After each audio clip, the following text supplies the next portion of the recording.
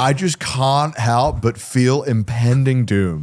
like what are we doing? We are teaching them to organize. I feel like future generations are going to look at us looking at drone shows and be like, how dumb and naive of these people to celebrate the very machines that will bring about the end of our civilization. I guess we'll find out if this is just old man yelling at drone show. I might be, dude. Damn you! God, I love jet lag. You still jet lagged? You're getting your ass beat by this one. Nah, I'm trying my best to like keep my jet lag. Oh no! You mean like waking up early? Yeah. Yeah, I lost mine. I had it for 3 weeks and I lost it. You know, I love the first few days after you get like the good kind of jet lag. The good kind of jet lag is when you wake up early and you feel good. And you feel good. Like I wake up at like 11 because I'm exhausted. Yeah. And I wake up at 6 like super refreshed. Yeah. My favorite kind of jet lag is the part where I don't have to put effort into falling asleep. Yeah. You know what I mean? Head hits pillow, eyes are closed. Yeah. I'm like, bro, I live for those moments. Yeah. I live for the few days where it hits like 11 and I'm just like, head hits pillow, I sleep. Instead of being like, all right, gotta listen to sleep content for like a good 5 minutes. I hope I'm sleepy enough. I got a flight back from New York like soon, and the flight leaves New York at like 4 p.m. and lands at 5 p.m. in Japan, and I'm just dreading how I'm going to manage that jet lag. Oh fuck! This is a 14-hour flight, so it's like there's no good time to sleep. No. So not sleeping is like, I think that's too tough. I think I can not sleep. Yeah, I think you'll be fucked. Is it like a kind of like a torture room situation where I go to sleep for like 1 hour and then I hear the dun dun dun dun dun dun dun fucking on the plane? I don't know what the play is. You just got to do those like army power naps. No, those don't work. That's such bullshit. They do work. They don't work. They 100% work. No, I know they do, but I've never tried it, so I don't know. I'm saying it's bullshit because I can't get it to work for me. Oh, it's because you need to commit to the fact that you're having a short nap. But I feel like I've done that. It doesn't work for me, therefore it doesn't work. I feel like I've sat there for like genuinely 50 minutes sometimes doing the hold 6 seconds. Breathe out 6 seconds, eyes closed as well, like no stimulation. Yeah. Like I'm trying so hard and it's not working. I don't understand why it doesn't work for me. I don't know, just skill issue, innit? So they're like, I'm in the Navy SEALs and this works for me. I'm like, dude, I can understand the like running around and exercising part. How are you doing the sleeping part? Is it because of the exercise? Just built it. Have you never had like a micro sleep before? Yeah, no, I have like 5 minutes and then I feel like pretty pumped. Have you ever had a micro sleep dream? Those are the weirdest things, I swear. Where have you like, I don't know if it's just me, right? But have you ever had a time where you're so like tired, you don't even notice yourself falling asleep? And then you have like a mini dream and then you wake up and you realize it's been like 2 minutes or something like that. And you're like, what the fuck? How was my brain so active in 2 minutes? I lived a whole lifespan, I swear. That's OP. Yeah, shit like that. When you experience shit like that, you just like, wow, Inception was onto something. It really does feel like you're in there forever. That's the kind of wake up where you go, like, you know what I mean? Well, I've always wondered this, like, and I guess we'll just last thought before we move on to something else, but is your dream like speed the same as your normal speed?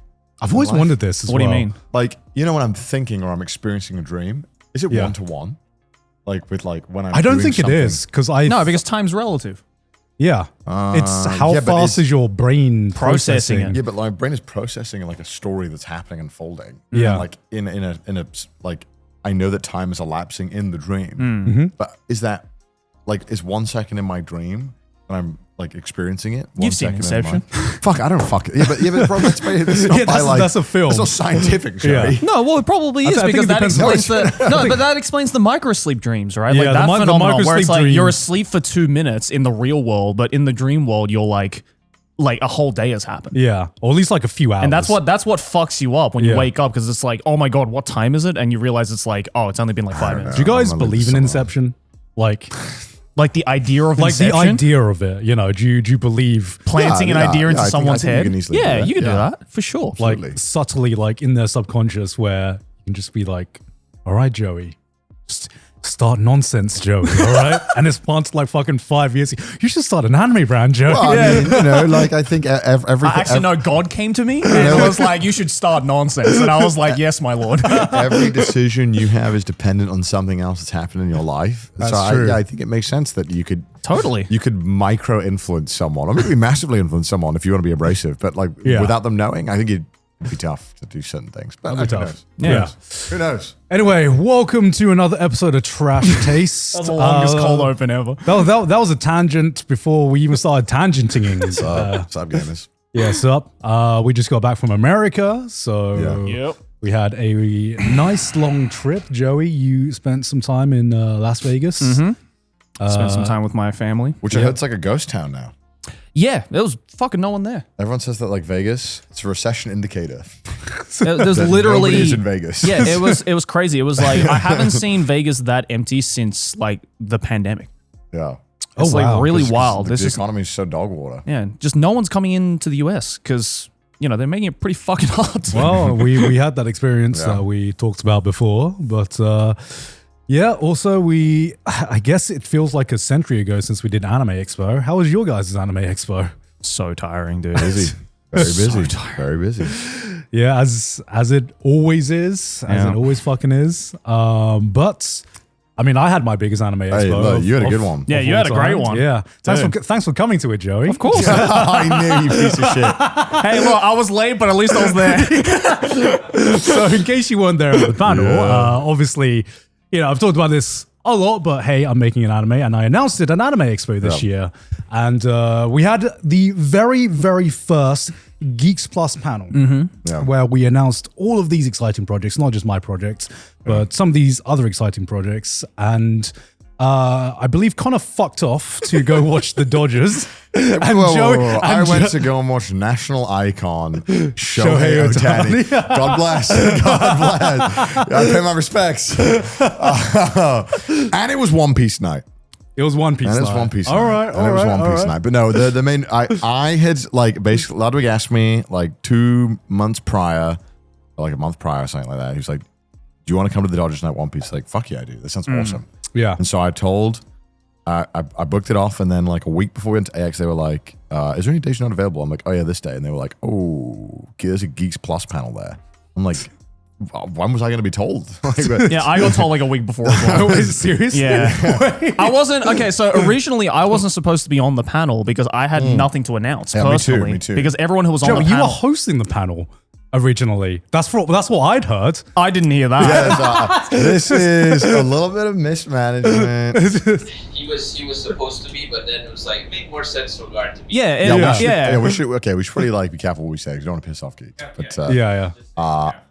Basically, No, dude, there was I a had bit a of panel- miscommunication. Yeah, a with the little bit of panel. miscommunication. I had a panel like right before that, and they were like, "Oh yeah, so by the way, you have to be at this Geeks panel at so and so time." I'm like gonna be like halfway through the other panel. Yeah, what am I gonna do? easily one of the worst things about Anime Expo has to be the fact that you as a maybe people feel like you can decide, but from my understanding, when you are applying for panels at AX, you cannot request a time. No. You cannot say like, hey, we're trying to look for this time, or hey, here are 5 times that work for me. Because I know they want to be like, you get what you get. Yeah. Unless you're like a giga giant conglomerate.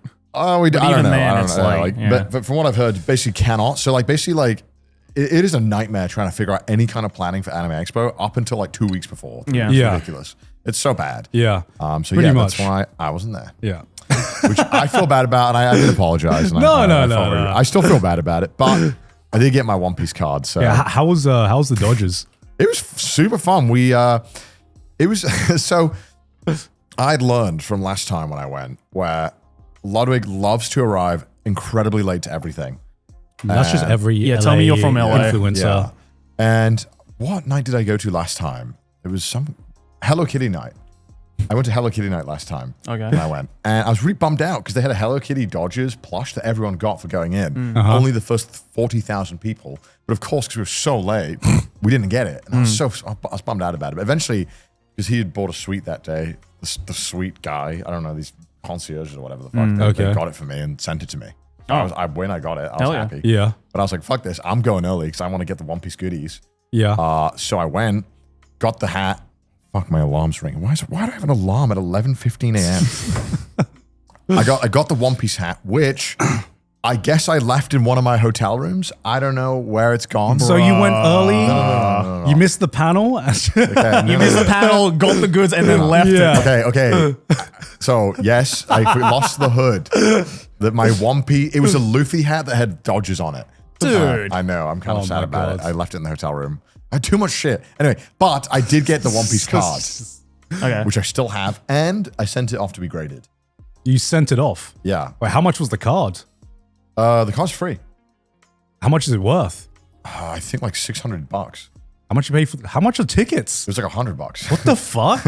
So basically, everyone who goes to this night, they make a profit by just going they get in. money. So one thing that I found was weird. So when I lined up, I already knew this was already different from the Hello Kitty night because as I was lining up, there was people who, because everyone had an app and Ludwig gave me this account. I logged into it with the tickets. Yeah. So everyone had an app. And there was a guy in front of me who had like 9 tickets.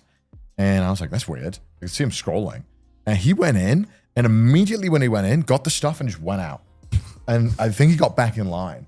So I think what he was doing was just going, like, he had paid for tickets because I think a lot of people realized that the stuff was worth way more than the ticket. Yeah, for sure. Going in and out.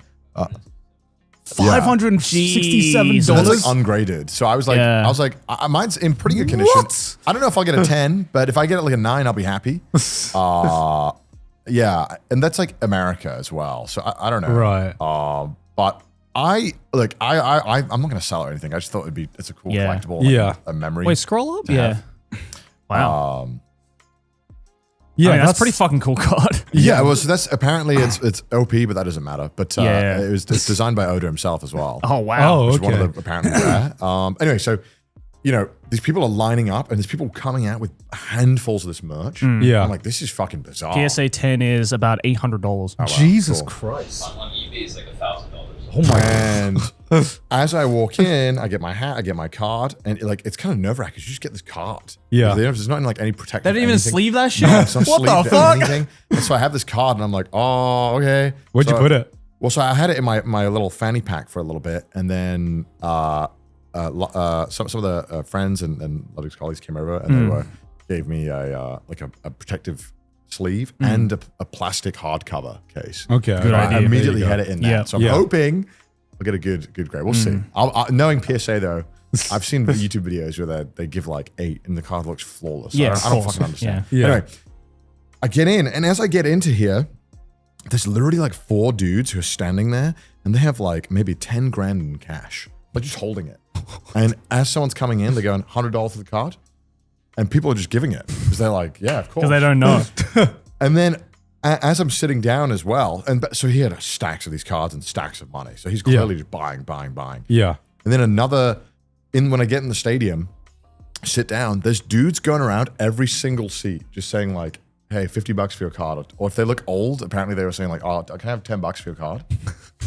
and then there was like loads of pictures of people who apparently just went to the game just to get the card. That's insane. Yeah. Wow. So scalpers going crazy. Scalpers don't quit, This is a fucking different... Scalpers are the worst people to ever do it. Just to exist. So when I got in, right, and I got my card, and I was early, so I was like, what am I going to do? Obviously, I'm going to get some food. Because it's kind of hard to get food normally. So I line up to get some food, and I get 3 hot dogs. I'm fucking hungry. I haven't eaten all day. Okay. And this is a logistical nightmare. And I'm trying to hold these things fucking, Yeah. So I'm carrying these 3 hot dogs and my beer, and I get to my seat, sit down, and then I guess I didn't know this was a thing. Ludwig had got us seats that were in the home run area, and we're sitting in this like awesome area, and apparently all the food is included in the ticket cost. You get unlimited food and soft drinks, and I'm like, what the fuck? How much you pay for the hot dogs? Like $70. Like so much money.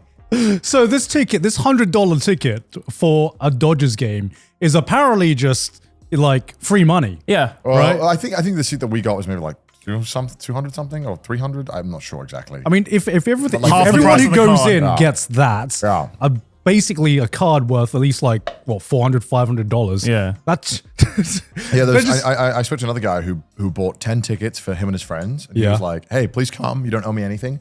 Just give me your card. And it makes sense. Like he made a lot of money. That's crazy. For inviting his friends out for a nice ball game. Yeah. They don't even know that he was probably hustling them, you know? Yeah. It's like, yo, he's really nice. Look, if I'm straight up with you, I'm like, Garnt, I bought you a Dodgers ticket. You're welcome to join. I will be taking your card, but it's free. And then it's up to you if you want to pay me. I'll be like, how about I buy my own ticket? You would buy your own ticket, right? Yeah. And I keep my card. What if it's like day before? There's no way you can get a ticket. Yeah. I'm like, oh, you want to come to the game or not? And then I got in. And then Ludwig wanted us all to wear One Piece outfits, like Luffy. Oh, yeah. It's like, what the fuck is this about? I don't like. We're like in the second inning already. He's not there. I'm like, I don't think this is gonna happen. And so apparently he had a big bag of Luffy outfits, which you obviously can't bring in a bag that big. Mm-hmm. I don't know how he got it in. I don't know what he did, but he got it in. I have a feeling what he did was not following the rules of the Dodger Stadium, but he got it in. And then we put all these One Piece outfits on. Then like 5 minutes later, we're on the fucking Jumbotron, like in a Coldplay concert, and we're all in these Luffy outfits. And then you're like... I go down. I'm like, God doesn't know. I'm just reading the panel. Is Nami having an affair? But it was a pretty boring game overall. The game itself was not that like. Did they win? Yeah, they won. This episode is sponsored by Zocdoc. Guys, excuses. When was the last time you needed to go to the doctor, but you had some kind of thing just pop up? I don't want to admit to that, honestly. Too long. Or maybe, Connor, were you streaming again?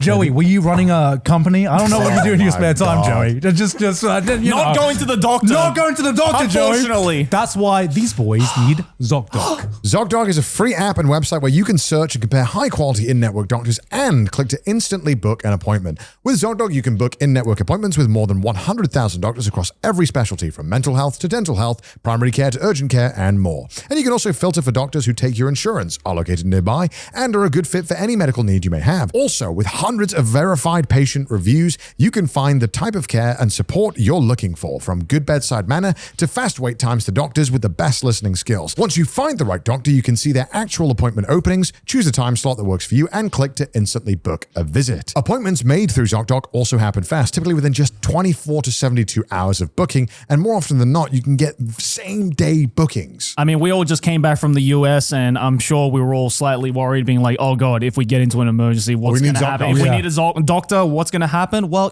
we remembered Zocdoc. That's the thing. Thank God. So guys, stop putting off those doctor appointments and go to Zocdoc.com/trash to find and instantly book a top-rated doctor today. That's ZocDoc.com/trash. Zocdoc.com/trash. Back to the episode. And then at the end, they had a One Piece drone show. Right. Oh, cool. Which was kind of weird.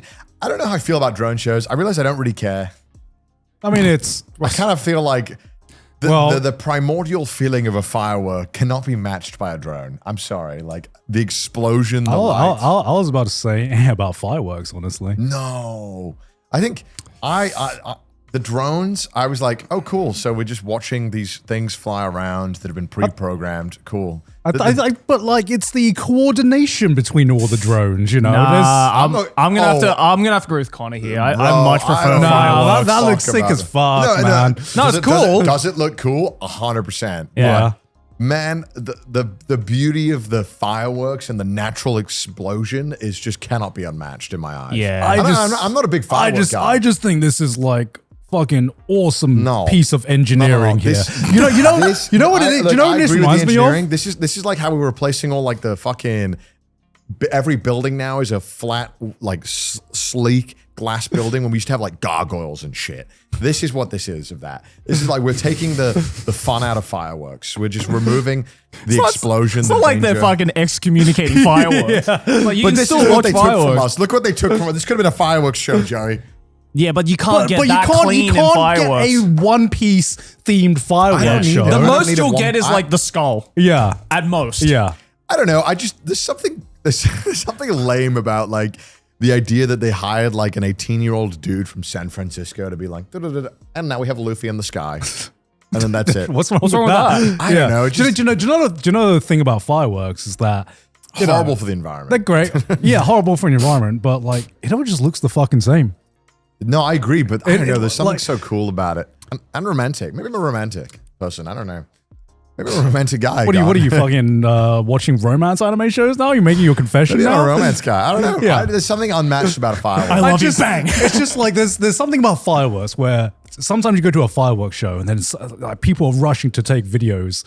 And like, you know, I've been sent those videos and I'm like, bro, it just looks the fucking same. It's like, yeah, I know what fireworks look like, bro. Yes. This could be anywhere in the world. I think, yeah, videoing fireworks has got to be one of the most pointless things of all time because they all look the same on the phone. Exactly. And the whole point of fireworks is that it is that brief moment where everyone kind of stops what they're doing. Yeah. And just appreciate the fact that we are shooting explosions in the sky that are fun and colorful and look at the Pokemon one. Yeah, but like with this, I was like, this visually looks fucking cool. I would record something like this because it looks cool. I don't know what to say. It just looks fucking badass. It looks fucking cool. And it's more dynamic than fireworks as well. I feel it's one of those things where like you just have to enjoy them. It's like fucking recording a concert, you know? It's like you would enjoy that concert. Joe, you are too Japanese. I've recorded some concert moments before. Yeah, but then you look at it the next day and it's like the bass is just blowing the shit out of the audio. That video, let's be honest. You look back at it once and it's like that was fun. I'm doing it for me, you know. It's just like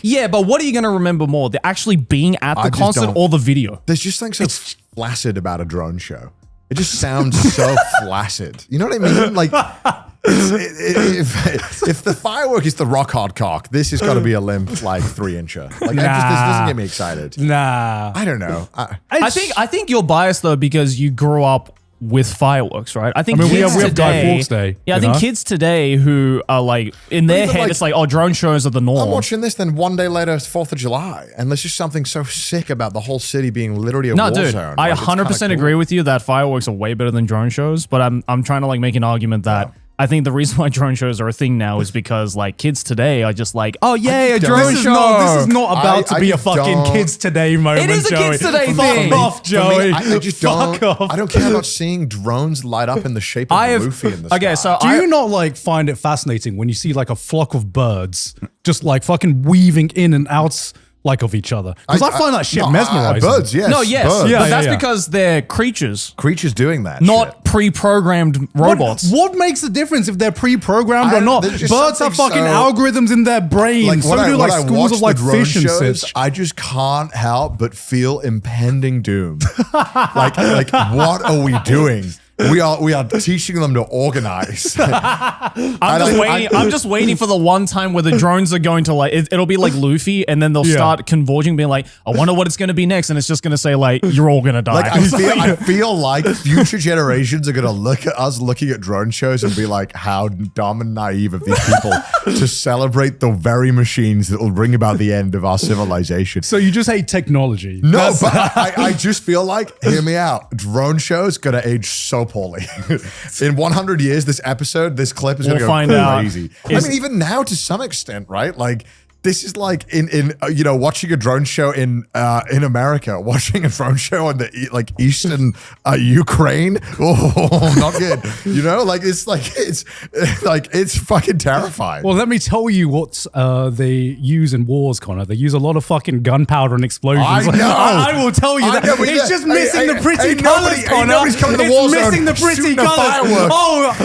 What's more reminiscent of a war zone, Connor? A fucking place where you got explosions happening all around you, or pretty lights with some fucking robots. You know, I don't feel like maybe if you have some severe PTSD, you might like conflate fireworks with guns.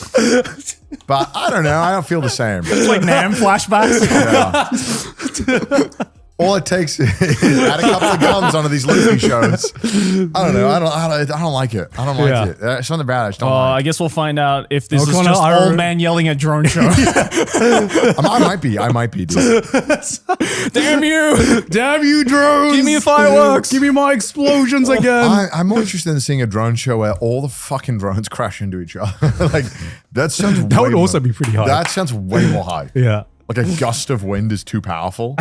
Yeah, like some Star Wars shit. Dude, and you just see it all crumbling. Yeah. That'd be sick. Well, yeah, I don't know. I'll be honest, I'm making this argument. I've never actually seen a drone. Fucking hell, God. But I like the idea of them. Like it looks okay. Like I think it just I've seen the videos. Yeah, I just think I think it looks cool as fuck. It's cool, honestly. yeah. It's cool, definitely. This is like the most trash taste moment, just arguing for something where For the sake. I'm not dogging this race, but I don't even feel that strongly about it. I don't know. But yeah, that was that, and then that was fun, and so that's why I wasn't at your panel. But I was watching when I was in the game. I was watching. Yeah, so I guess I'll go through my experience. So where do we even start? So get to the panel. I get there I get there an hour early, and you know how busy you are at AX, and how like fucking stacked your schedule is. Yeah, it didn't fully hit me what I was about to do until I got there. I was like half an hour early. The last panel was going on, and then they were like, "Oh, just you can just wait. Just take a seat here." And I just take a seat. I don't even remember what the panel before was because I was just looking, and I think it was the first time during the weekends that I actually had a moment to just to myself with my thoughts. I just start shitting it, man. I have like never. In that half an hour, I started to get so nervous, and I don't even know why, but it was just like, because I've had, we've hosted so many panels. We've hosted live shows and gone on tour and stuff like that. Yeah, I have never been as nervous before a panel or presentation as like this one. You missed the behind the scenes beginning of it, Joey, but Nabi can attest to this. We went behind back and we started rehearsing. I was like literally shaking. Damn. Because I was like, it's a big thing. It's a big thing. Because it was, I think it was more of just like, damn, 2 years for this, huh? Just 2 years of like saying goodbye to my life for this one moment. And like, what if people think it's shit? And I don't think people was gonna think it's shit, but like, I don't know what the reaction is gonna be. And it's at that point where you're just like, you start like thinking, oh, what if I've just made a mistake? You start doubting yourself? Yeah, I just start doubting myself, even though I didn't think about that before, because I think I was just so busy to just reflect on how much work this has taken, because I was too busy doing the work that I didn't really think about how much I'd done and how much has led up to this moment. And so in that fucking half an hour, I just start shitting bricks, and I was just like, oh shit. Oh, I got to lead the panel now. And I could not retain any kind of information at all.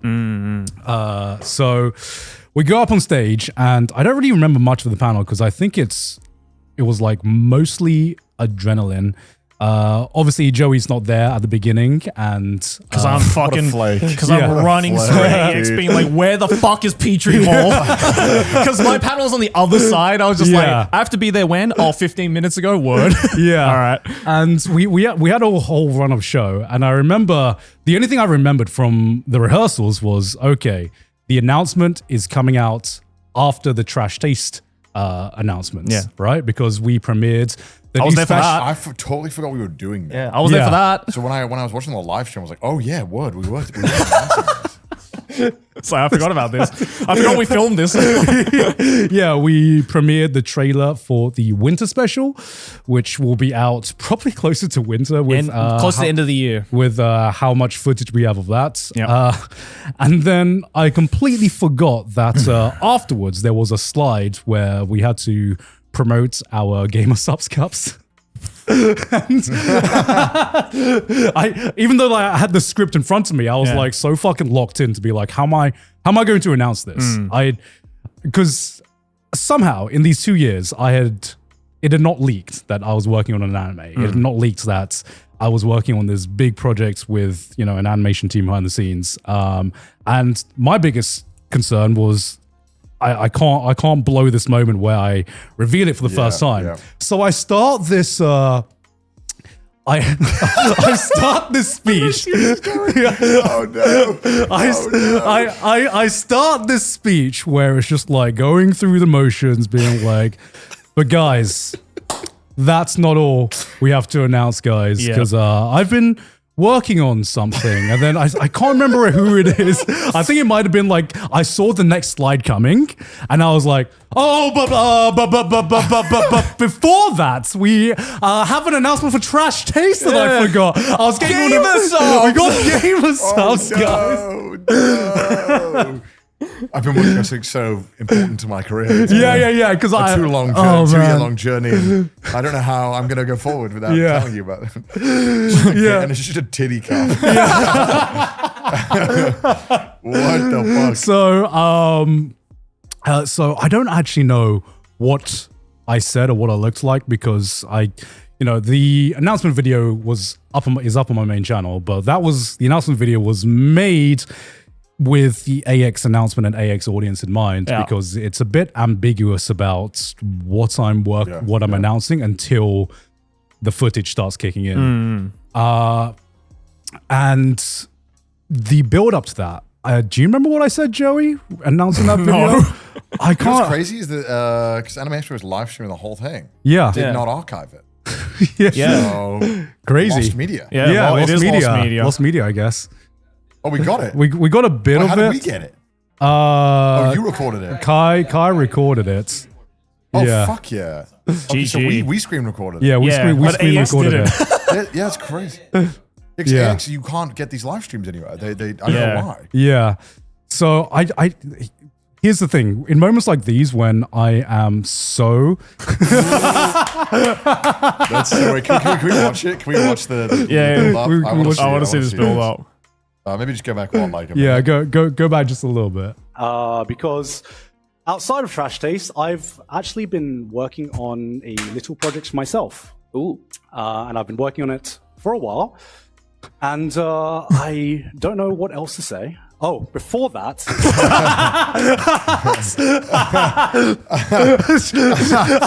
Such good build up. Yeah. Before that. Damn. Because I think I just like peeked like the next slide in the script. I was like, I've been working on something big, something special. No. Oh, Titty Cup. Oh shit. Before that, Titty Cup. But yeah, I mean, I kind of like try to keep it ambiguous, being like, I've been working on something big.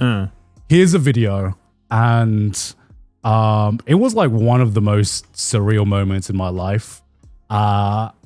Just seeing the reaction of everyone live. Bro, you got a fucking... I thought I was at like the Cannes Film Festival. You had like a fucking 10-minute standing ovation. Someone had a video, I think, of showing like the crowd. It was crazy. It seemed nuts. Yeah, because I was like super thankful. I will never like forget the moment where at the beginning of the video, I talk about like the whole journey to get here and talk about Porter Robinson and stuff like that. And then when it cuts off, just like the sound of just like... ain't no way this is happening. Yeah. You could hear it in the crowd. And I was just like, I remember like, luckily Sydney was like next to me. I think she held my hand because I was like fucking close, like hyperventilating. I was like, that's gonna fucking hard don't like this is happening. It's really happening. It's really happening. And then, and then the trailer drops. It's fucking incredible. And then I have the applause, and then I'm like, when do I chime in?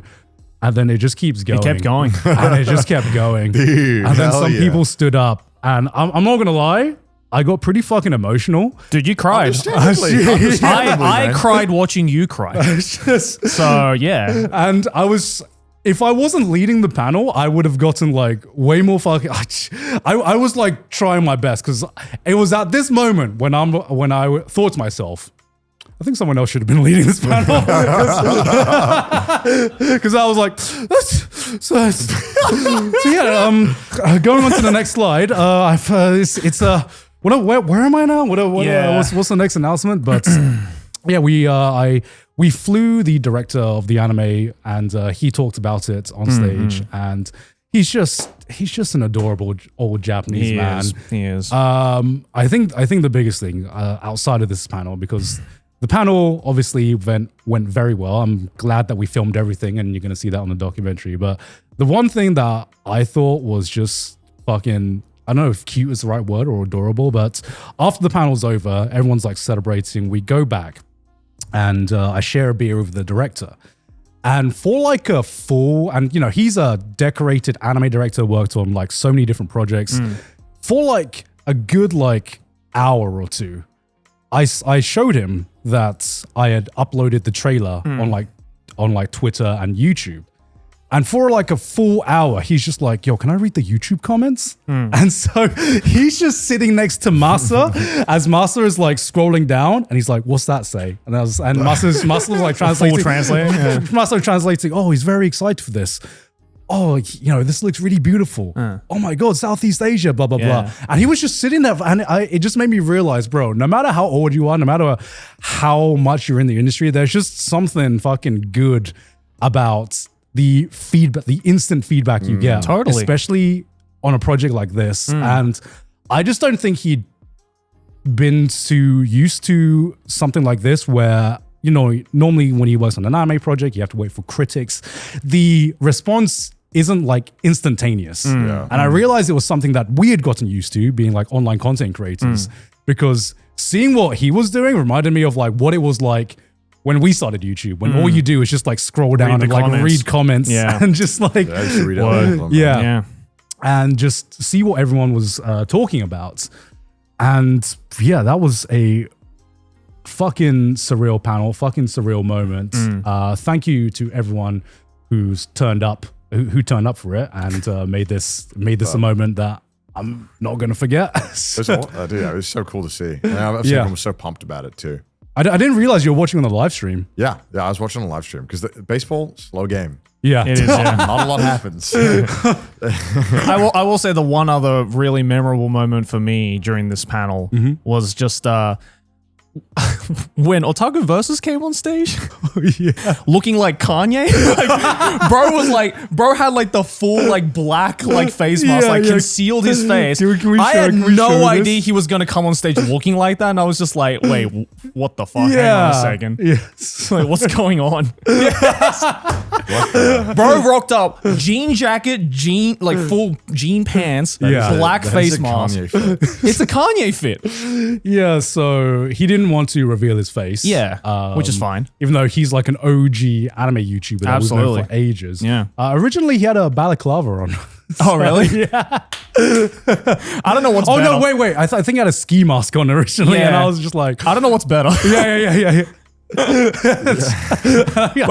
he rock slapped like this, and I was like, "Oh, okay." Like for a split second, when I looked back, when you were like, "All right, please bring to the stage Otaku Versus," and I looked back for a split second, I was just like, "Oh God, who is this? Who is this? Oh God! Like, is this an intruder? Like, should I be worried?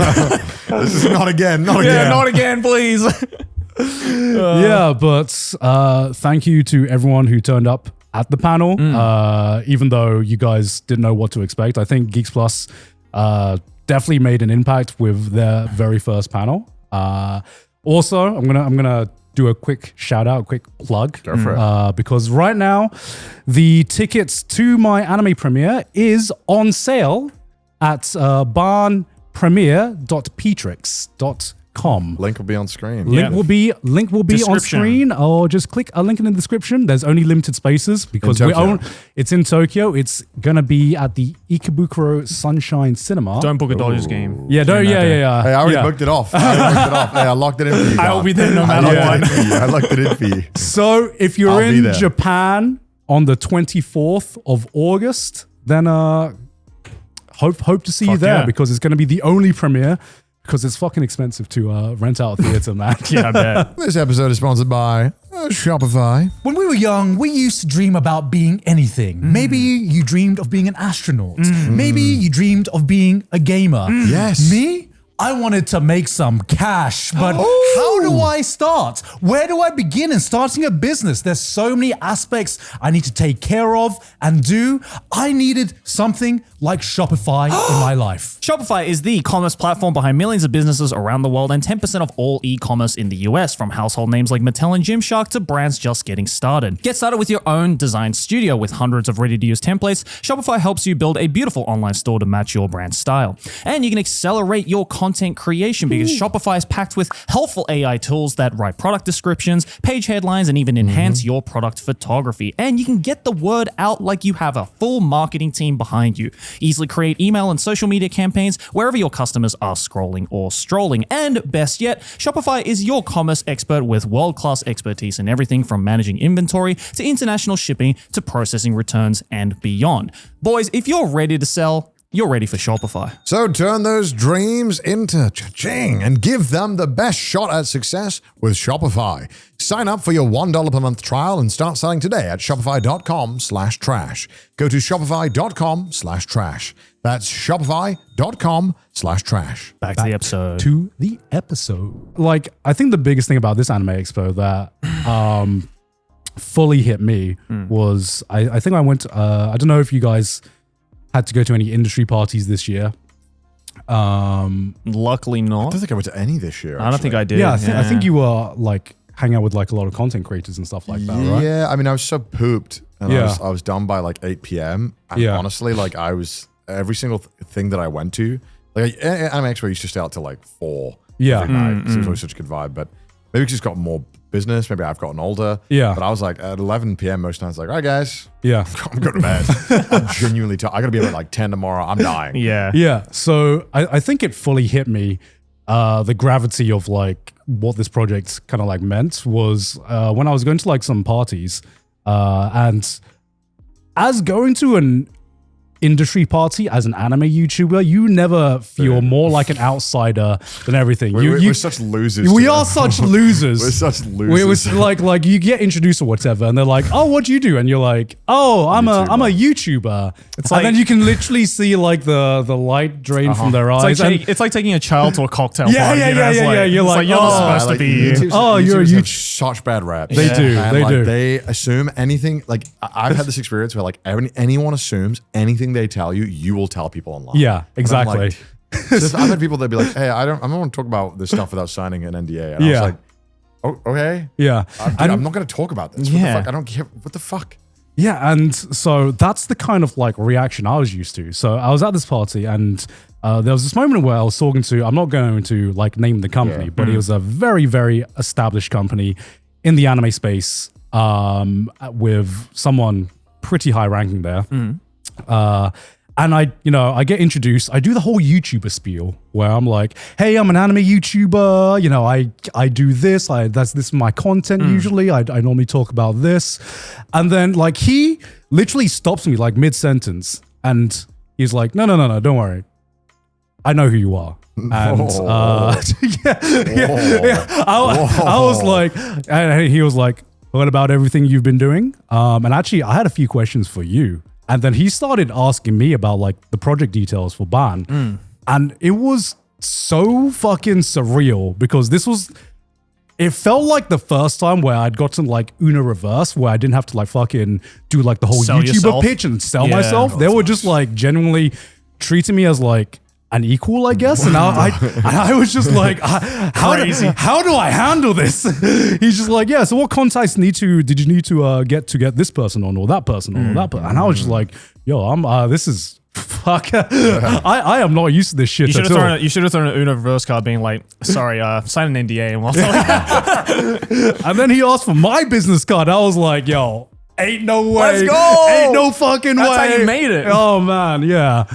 Hell yeah, dude. And then I had to do the rest of AX after this, which was because this was on the first day of AX, and I was just like, I don't care anymore. It's good that you had it on the first day. I would have sucked if you had to hold on to that. Oh my god, yeah. Oh my god. Totally. That would have been awful. Yeah. Oh yeah, because we had a bunch of panels. We had to host the Star Rail panel, where I basically had to coach the boys on anything and everything that... I was in the Peacock Theatre. It was like a 7,000 seat venue. It was ridiculous. And the stage was so big. Yeah. It was fucking massive. Yeah. Moving around this, I've never been on a stage that big in my life. Like, Yeah. how wide it is and having to like be conscious of that space. Yeah. Another man also has a card, and that card, the steel card, is also like 500 USD. Is it really? What Oh the my heck? We didn't God. get this card and we're hosting the thing. It's the Finon. Yeah. It's like a steel. I should have kept that card. The Finon card. Wait, I think I might have it somewhere. Shit. Wait, did we get that as well? No. No. So But we everyone were who went to the backstage, Peacock we were Theater. working Yeah, it. We everyone were, was giving it out. we were, Yeah, there was- working. Bro, we didn't line up. The fuck? I think I think I still have that card. I definitely Fuck. don't have it. Is that $500? It's like fine on. No. So there's so anyone who went to the Honkai Star Rail panel, they got a metal card. But Okay. A metal card for Finon. Yeah. And I think I got given it by one of the Hoyoverse teams, and I think it's somewhere in my bag. I did not know that it was going to be worth $500. Man, is this a business tactic now? I think just so. get people to just give out freebies at your. Well, yeah, because like you can like print something for relatively cheap. Yeah. And then you create artificial scarcity, and people want to come to your panel just to get the freebie. Yep. So at the barn premiere, we are giving out special limited edition. There we go. That's there we go. crazy, though, man. Yeah. That's wild. I mean, I guess Yeah. it only works if your property is already popular. Yeah, yeah, And maybe that's you don't true. even need to make it, but I guess. Yeah. All right, Barn playing cards coming out soon. The Barn TCG. Yeah. But yeah, aside from the Honkai Star Rail panel, which was very, very, very fun, very, very like I think that was actually was our chill. biggest crowd that we've ever had because the Peacock Yeah, Theater is I've just never done a stage like that. massive. Yeah. But we didn't really do much, honestly. I just. We were vibing on stage, bro. I mean, I feel bad for the voice actors and voice actresses who actually have to carry the panel. And Yeah. we're just like, all right. And the next thing. And the next thing that's happening. Yeah. All right. We're going to see our live dubbing of this one scene from Honkai Star Rail. Although, I don't know about you guys, but like the audio back onto the stage Oh, was yeah. so bad. I couldn't hear, like, I was trying to do like follow-up questions for some Yeah. people because I was like, I feel like I haven't talked in a while. I should probably like do Yeah. some follow-up questions. But I remember asking like the first question, whatever it was, to one of the voice actors. And I'm trying so hard to listen, but it's just like, Yeah, you have to like dumb down your brain to Yeah. like stop Yeah. listening. yeah. I guess because the venue's so big that like, I guess one end to the other is probably like, I don't know, 150 meters. So it's Something like like half a that. second to just get that audio and then Yeah. it Yeah. reverberates. Yeah. And we don't have time for sound checks because Yeah. No, they we do don't. like, they do panel. Oh, it's that one. It's that. Yeah. It's the steel one. That Oh, card. wow. That's Oh, cool. wow. That's cool. Yeah. God Oh, damn. wow. God fucking Yeah, damn. you never get to do sound checks or anything, and these Yeah. panel techs are always so scuffed because every panel they're like, "Well, we want to do a presentation," and this other one's, "Well, we want to show a video and do this other thing." So the tech people they're like working overtime and they're always stressed out, and then yeah. they're like, "Please, can you just pick my mic down a little?" And then like, "Nope, not doing that." Yeah. And then I also went to I had to go to the Panty and Stocking premiere as well. And that it fun? was, You had to go or you did want to go? I mean, I wanted to go, but also I really wanted had- to go and I had a couldn't. sponsor I needed to Oh, do there. word. So I had to go. Okay. But also I wanted to go. Right. But also, would I go if I was. Was it good? See, because I really wanted to go, but Yeah. I didn't have the time, so I was No, really it's jealous. always a time thing for Yeah. me where there's so many panels and so many Was it things I good? want to go. It was great. Obviously, got to see the first episode of the new Panty and Stocking, which is now already out. So Yeah. everyone knows that how that went down. One interesting thing about that panel was, the original ending to Panty and Stocking, right? Yes. So, if you didn't know, Panty and Stocking was this old 2007, I think. 2000. Oh yeah, there is a big twist at the end. I There's forgot a about that. very, very big Yeah. twist at the end. Do they just kind of be like, "Whoopsies," or how do they handle Oh, no, it? 2010. Was okay, 2010? Wow. Okay. So early, there right? is a massive, massive twist post credits in the final scene of the original Panty and Stocking that basically turns everything on its head. And it comes out of nowhere. Yeah.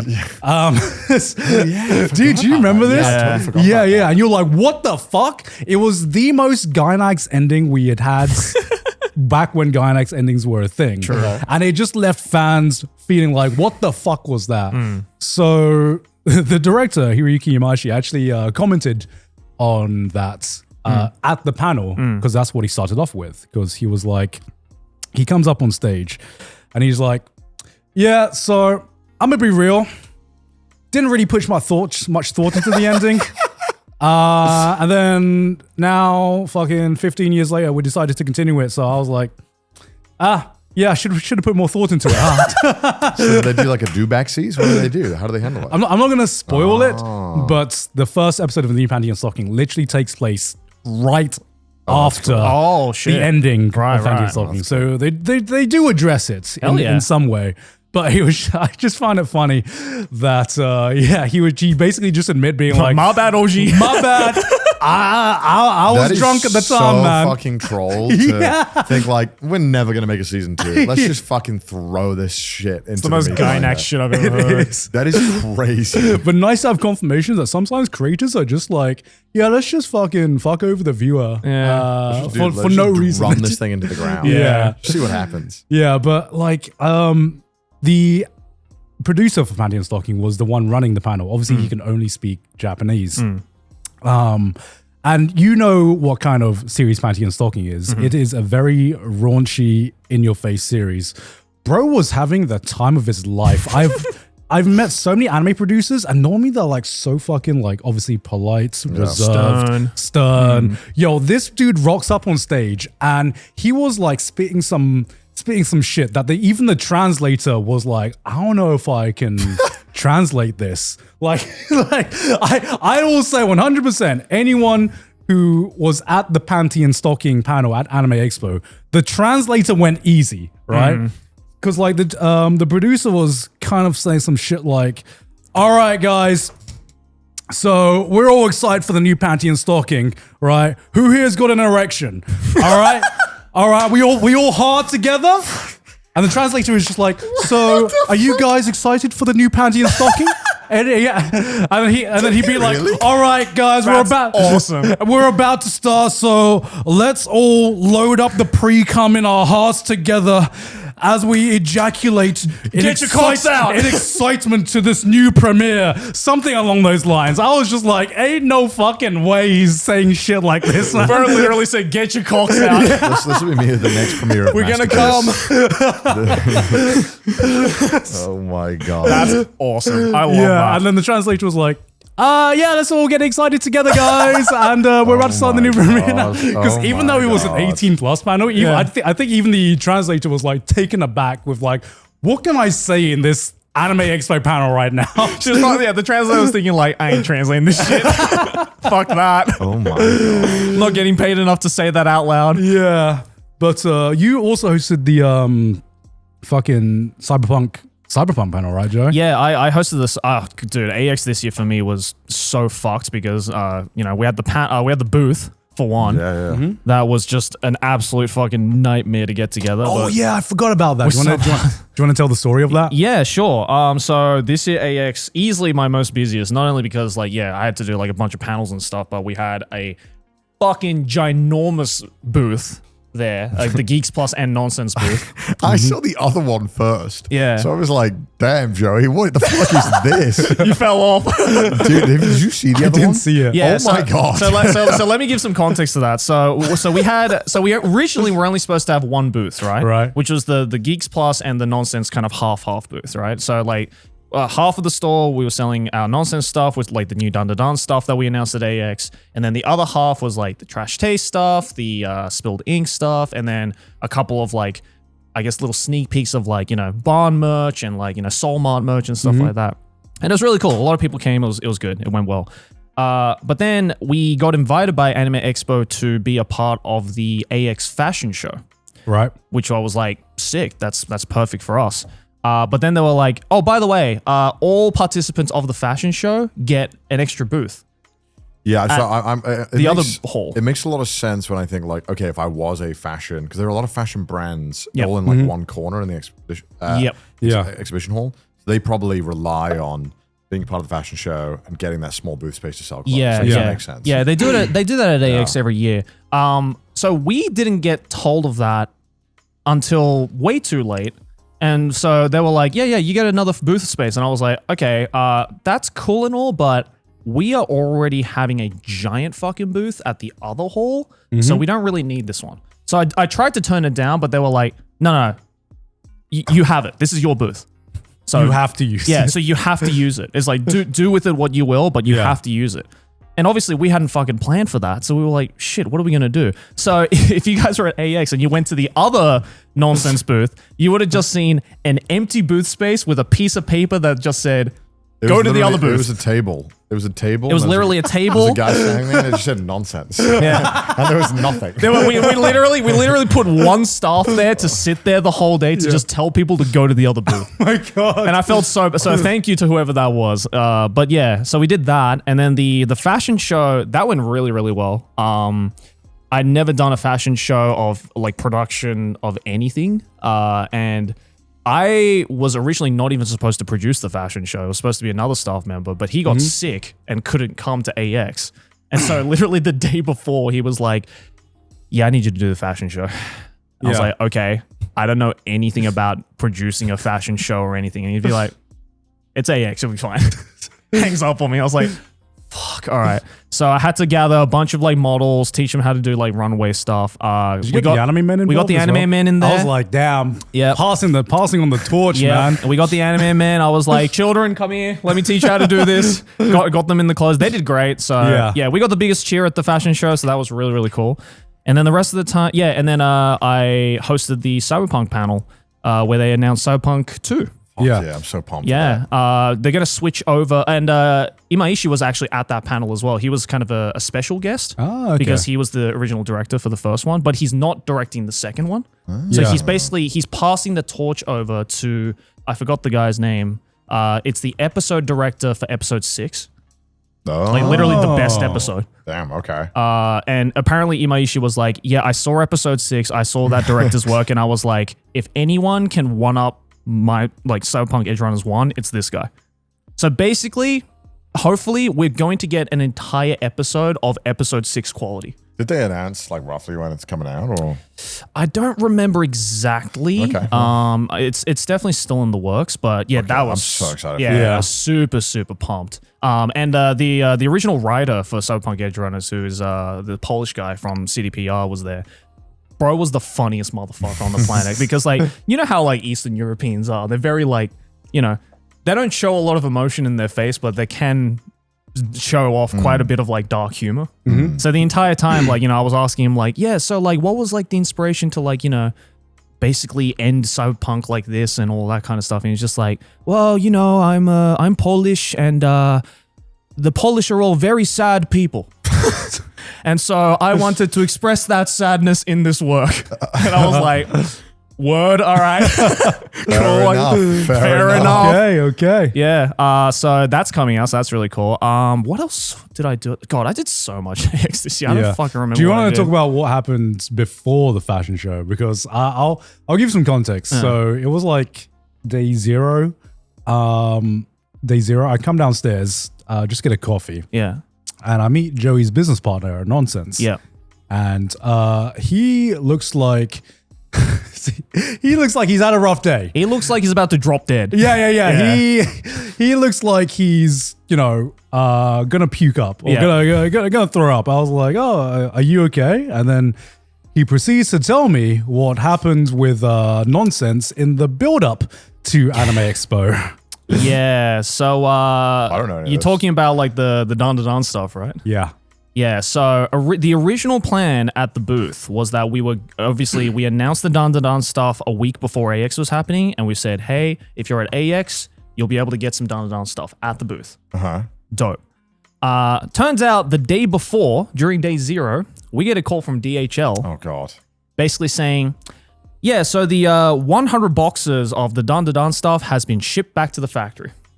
100 boxes? 100 boxes has been shipped back to the factory because there was some miscommunication stuff and we didn't get in contact with your person of contact here in the US and we couldn't get confirmation on it. So unfortunately, they've had to turn the packages around. So basically, we had no Dandadan stock at the booth.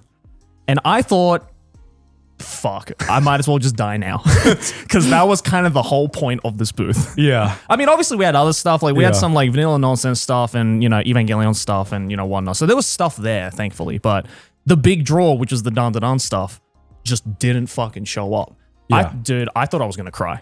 Like I was this close to crying and just breaking I wouldn't down. blame you because I can't imagine what that news was like. Dude, and like, so essentially last minute we had to like emergency stick up these like posters of the Dandadan stuff with a QR code, basically saying that it was for online only. Oh, that fucking sucks. Yeah. You get way less sales probably. Exactly, Yeah. exactly. So that really fucked us up. So, but we managed to figure it out, and luckily, staff were there to like kind of help people to guide through the website and stuff. So people were able to still make purchases there, and at least we had the samples there, so people could like actually feel it and touch it and see how it felt and How stuff. does that happen? I wonder.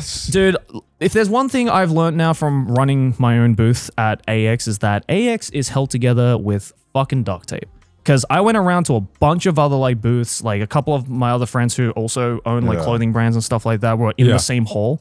And I was talking to them and I was telling them about this fucking situation. They were like, oh yeah, that's just AX, bro. Trust me. It's like, go around to any booth at AX, guarantee they'll come back with probably about 5 or 6 different problems they ran into. Yeah. That's just the nature of AX, unfortunately. 100 boxes is crazy. 100 boxes. Pretty much the majority of our stock didn't show up. And also, I found out at the, because that happened, the day before the fashion show. So I'm at the fashion show scrambling to be like, fuck, I need to gather the Dandadan clothes to give to the models, but the Dandadan clothes aren't arriving. So what the fuck do I do? Yeah. Luckily, myself and my business partner had the samples of the Dandadan stuff. So we had one copy or like one item for each item from the Dandadan stuff. So I was like rationing them out like they were fucking peasants. It's like, okay, you get the pants only and you get the hoodie only. And I just felt it was a shit show. But apparently as well, the fashion show, there were 5 brands there, including us. 3 of the brands, same thing. Wow. Like 100 Super Groupies, who's like a brand that is pretty big here that does kind of similar anime stuff. None of their stuff arrived either. There must be a service where someone can like hold on to your box a little like in advance where like you pay extra. Yeah. Because like, I don't know, like that sounds crazy. Yeah. So obviously, this was our first like, I guess like international convention. So a lot of like learning was done during that weekend. So this is a trial by fire moment. It was definitely a trial by fire. I mean, it still went well despite the scuff, but it was most certainly the most stressful AX I've ever been a part of. Yeah. And I don't know if we will do it again, if I'm being honest. I don't want to go through that stress again. I'm not doing that ever again. I think the next plan probably, if we were to do something during AX time, is maybe just like do a pop-up like kind of in the vicinity of AX, but not actually do it inside of AX. Ludwig, Mogul Moves was doing that, and I'm like, I think that's the move for next year. If we have more control over it as well. Exactly. I would imagine. Yeah, because I think they looked at the price and they're like, this doesn't make fucking sense. Yeah. No, definitely not. I mean, we got, the street cred was definitely gained, and the attention was gained, obviously, because of the giant-ass booth that we had, but... I mean, it's impossible to make money if you're trying to like actually make money from those booths. No, it's not possible. No, it's not possible at all. Like it's all of those booths are running on a loss, obviously. So. But we learned our lesson, and it still went well, regardless of all of that. But there's some of the booths I'm like, I don't get it. Like I get marketing, but like I don't get like when I see like this giant Netflix slide, and I'm like, this must have cost. Did you see the Crunchyroll booth? The Crunchyroll booth was insane. I think they had a micronation. It was like genuinely that Crunchyroll's booth, and I'm not joking, was bigger than some of the like Osaka Expo country booths. Yeah, legit.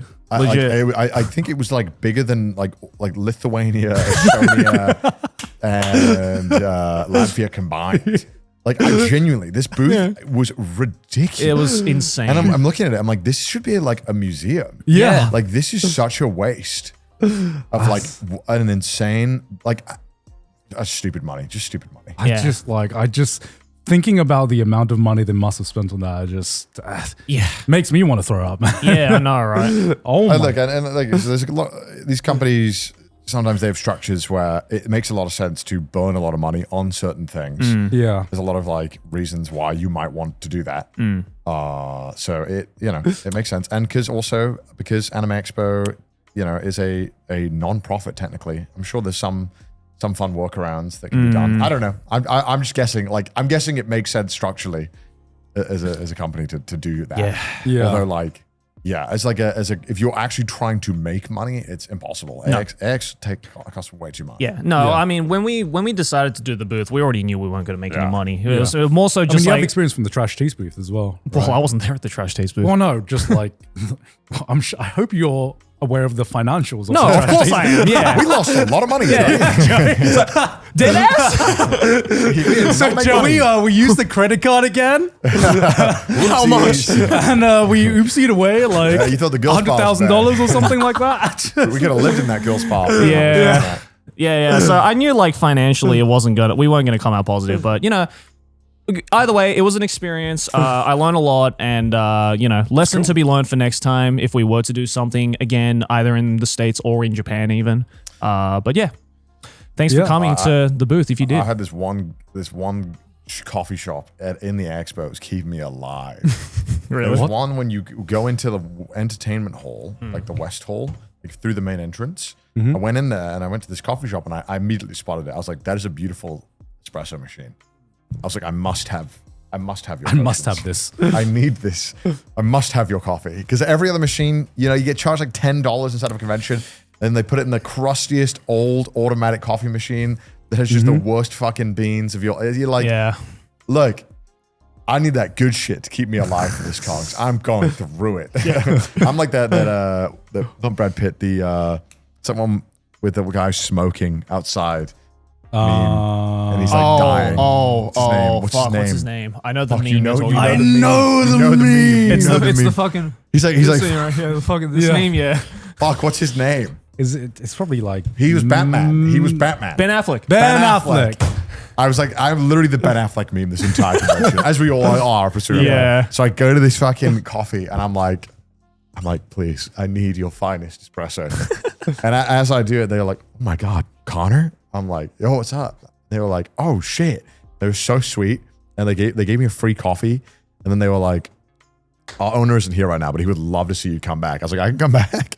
I will be back. This is the first day. Just so we know, I'm coming back. Yeah. And I got a DM on Instagram from the owner that was like, hey man, no matter where you are in the convention, let me know. I'll make sure a coffee gets there. Damn. I was like, no. God dude. damn. Like, You had a fucking personal garçon? Yeah. Dude, I didn't call it in because I felt too bad. I feel so awful to be like, hey, I'm at the other side of the convention. Can you give me a latte stat? Oat milk? Like, no.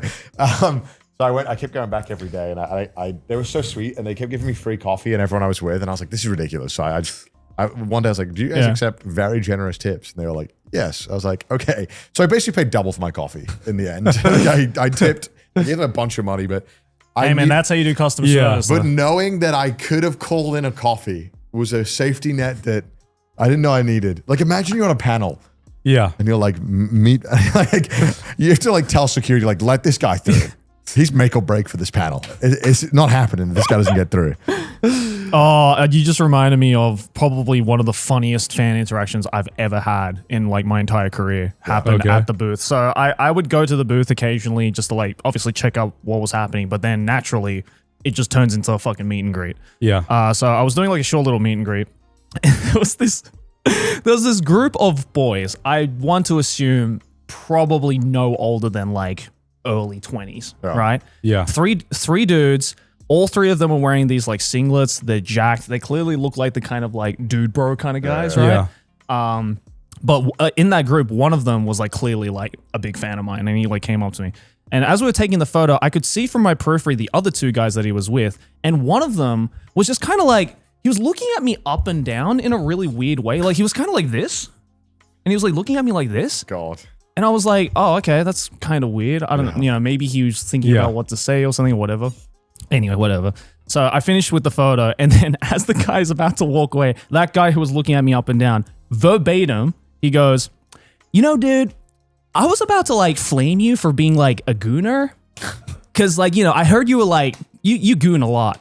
But I was like looking at you standing there, and I was like, damn, he's kind of like low-key aura farming with the drip. So, I have to respect that, bro. I really have to respect that. Bro, I started fucking cackling. I was like, ain't no way this guy, because I've heard people talk like this, but it's always been with like a lick of irony, right? Yeah. This guy, not a lick of irony. He was just like, yeah, you're low-key aura farming, bro. And I'm just cackling. And I was just like, thanks, man. Do you want a photo? And he was like, I bet. He just fucking rocks up. That's cool, man. It's like, your drip's fire, bro. The aura farming goes crazy. That's so sweet. And you know what? and there's the first time someone has ever said that I was aura farming. Yeah. Felt pretty good. Ah, shit. I was man. like, fuck, you know what? All right. I can see why people say this. Okay. I just didn't know, like, you know, I knew that was like the lingo of today or whatever, but like, I never knew people actually talk like that. Yeah, people talk like that. Yeah. That was the first time I'd ever heard anyone actually talk like that. Bro, you had a conversation with the anime man. You should know that people talk like that. Yeah, but like, I don't know. They're content creators, so I thought they were like kind of just playing that up. Bro, right? it's a representation of a generation, man. I thought it was only them, and I was just like, please leave it at just you guys. I beg of you. Oh, man. Yeah, so that was really funny. Yeah, people do genuinely talk like that. I couldn't believe that. The more you talk to the new generation, you're like, oh, okay, this isn't just memes. Yeah, it's just this is how you guys talk now. Yeah, I'm starting to understand like when my dad heard me say YOLO for the first time back in the day. You know, it's just like, oh shit, this is where language is going. Word. Whenever I accidentally say any of the words in like a real setting, Yeah. I feel like Yeah. the fucking Inglourious Bastards me with the 3 fingers. Where I'm like, myself. I'm like, no, that doesn't feel right. Or a farm. I'm like, I can't do this. I can't be talking like this. I'm nearly 30. True.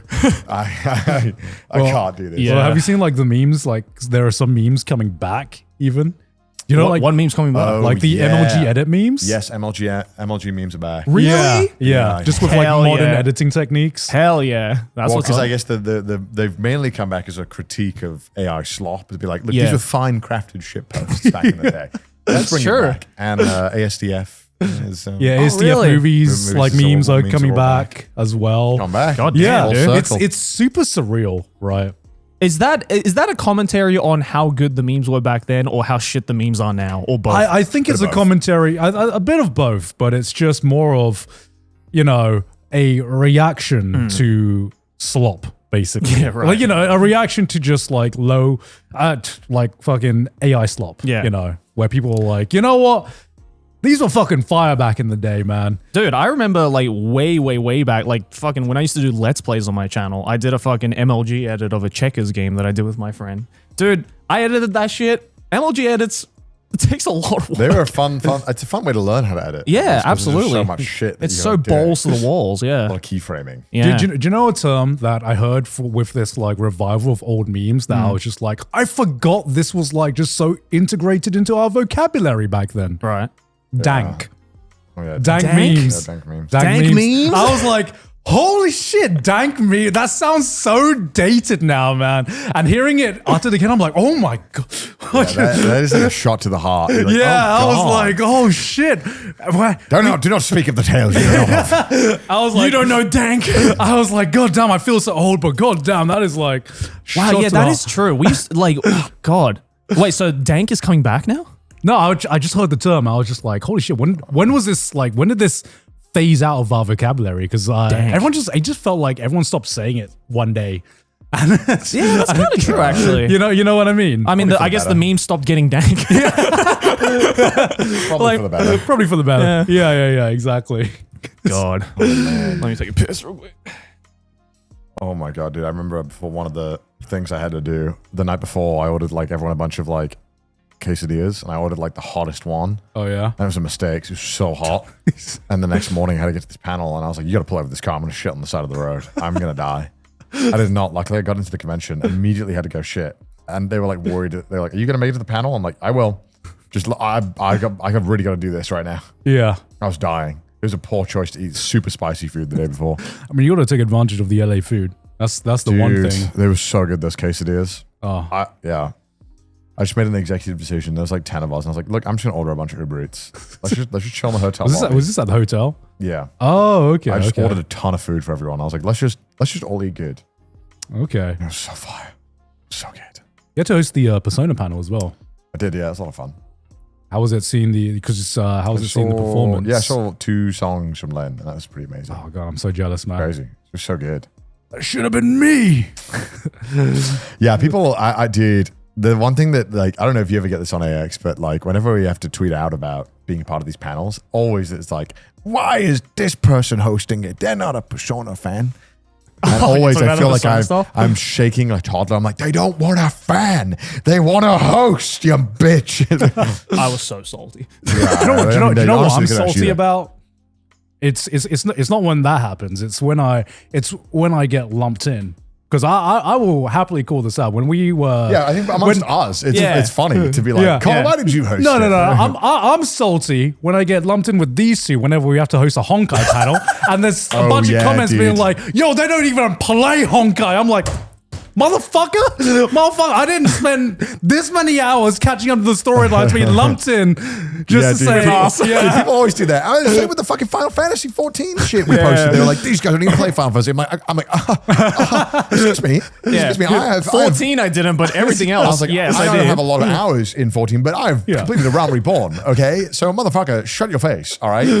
Like, and look, they don't, look, sometimes people are like, why are they doing it? It's like, dude, if somebody has 500 hours in this game, they probably don't, they're probably too busy to be at X. Yeah, they're too busy grinding away. They're at home playing the game. Like, my God, like, it's like, come on. But yeah, I mean, it's. I was salty with it's the Persona thing, though. I'm going to say that. Yeah, understandable. That's fair enough. That's fair enough. I was like, why wasn't it me? God damn it! Hey. Maybe they wanted. It was their way of trying to get me into it. Yeah, maybe. Yeah. They were like, we heard you've been reluctant to play this game. Well, because that's the reason I played Metal Gear Solid was because I got the opportunity to do Metal Gear Solid things. Sure. I was like, all right, fine, I'll you've play it. played all of it now, haven't you? 1 through 3. 1 through 3. I haven't technically finished the full story. I haven't played 4. Yeah. But You don't. I mean, you should play 5, I guess, is what I've heard, but not for the story, Right. for the gameplay. It's very, very. Good. I haven't played 5, so I don't know. It looks cool though.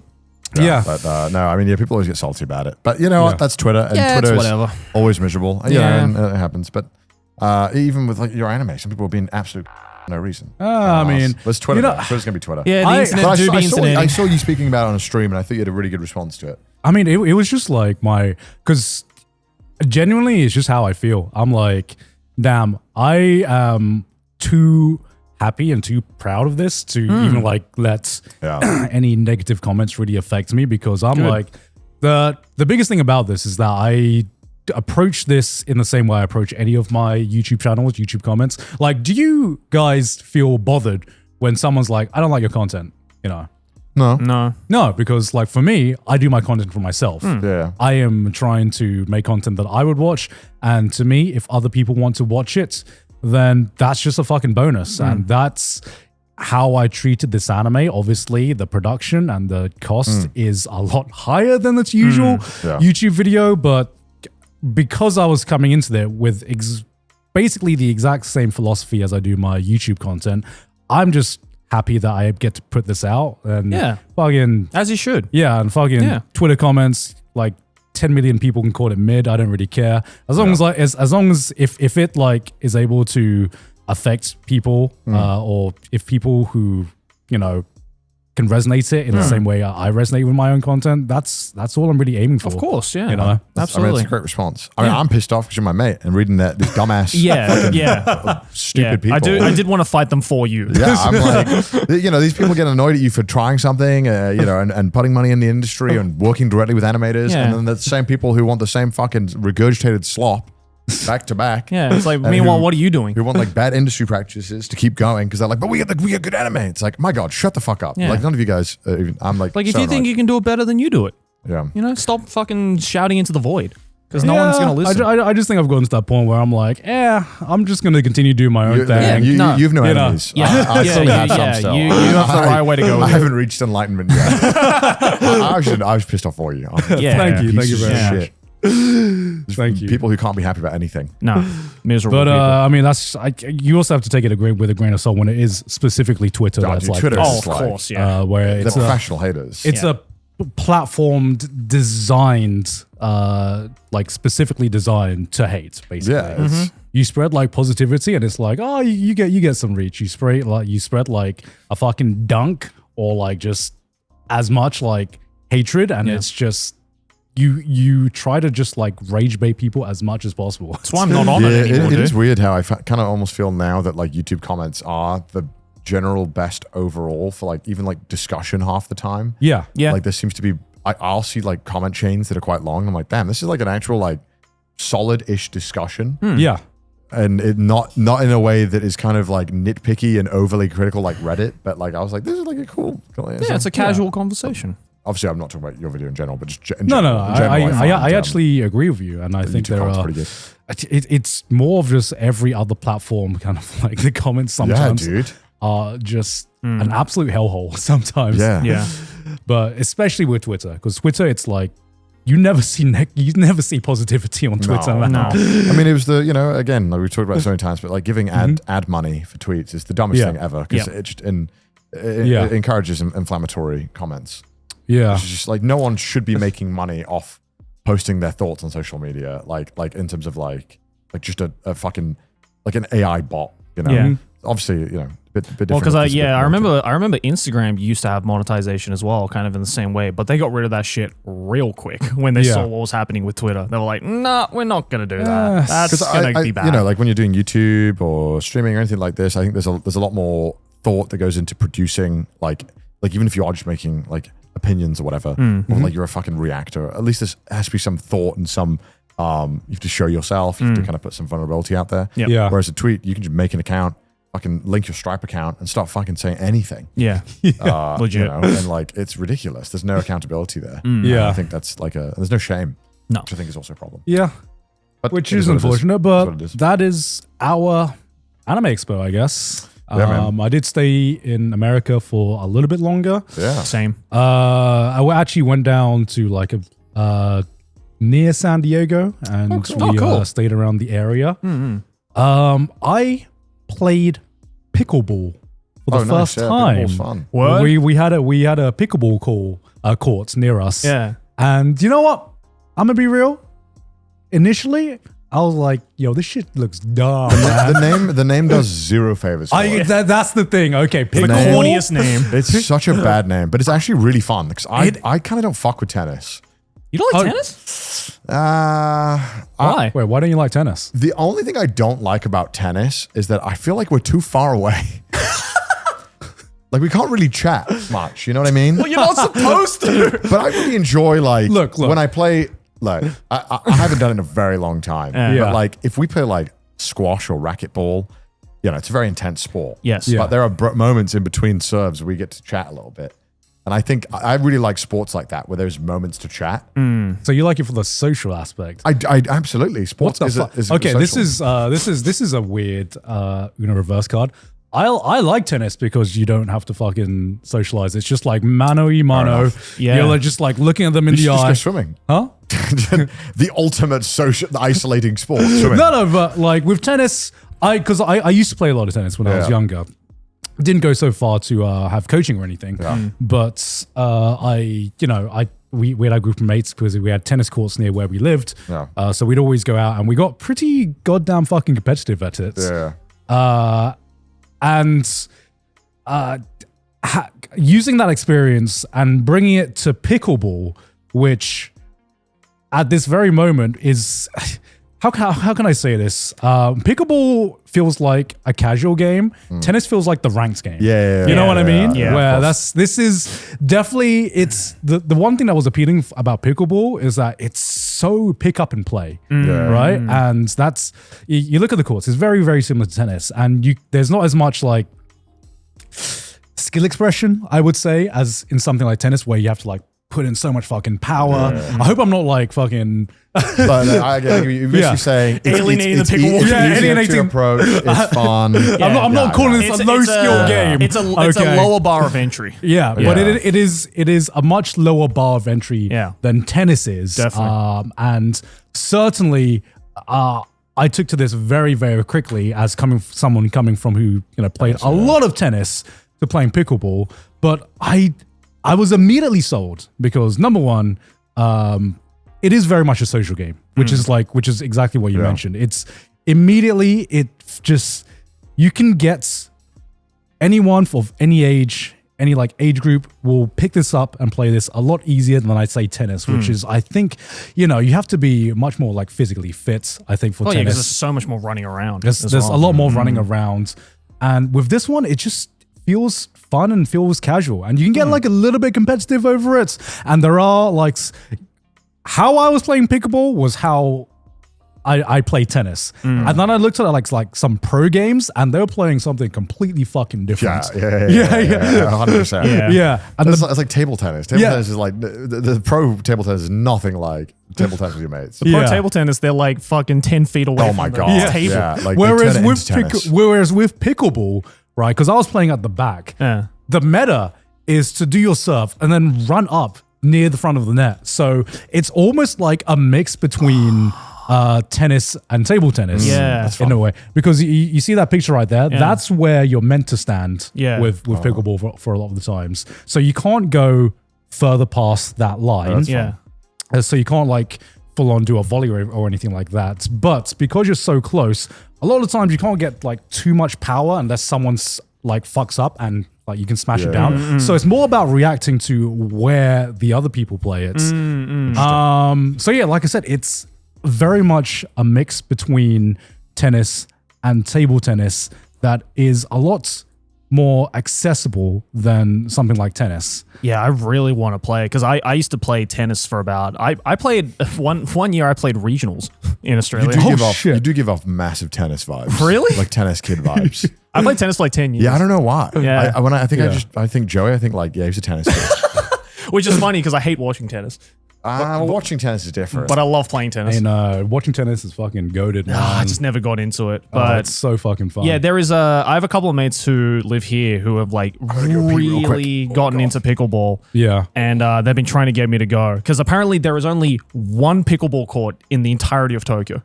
That doesn't surprise me. And all of the people are just like going there to just like play it. Yeah, because it's... I want to play pickleball. Yeah. Man. I want to play more pickleball. I know where the court is, so we should go. Oh, fuck yeah, man. I'm totally down. Maybe not in this heat. Is it indoors? No, not in this heat. Not in this heat, obviously. But when it cools down, we should go play because I really, really want to play this.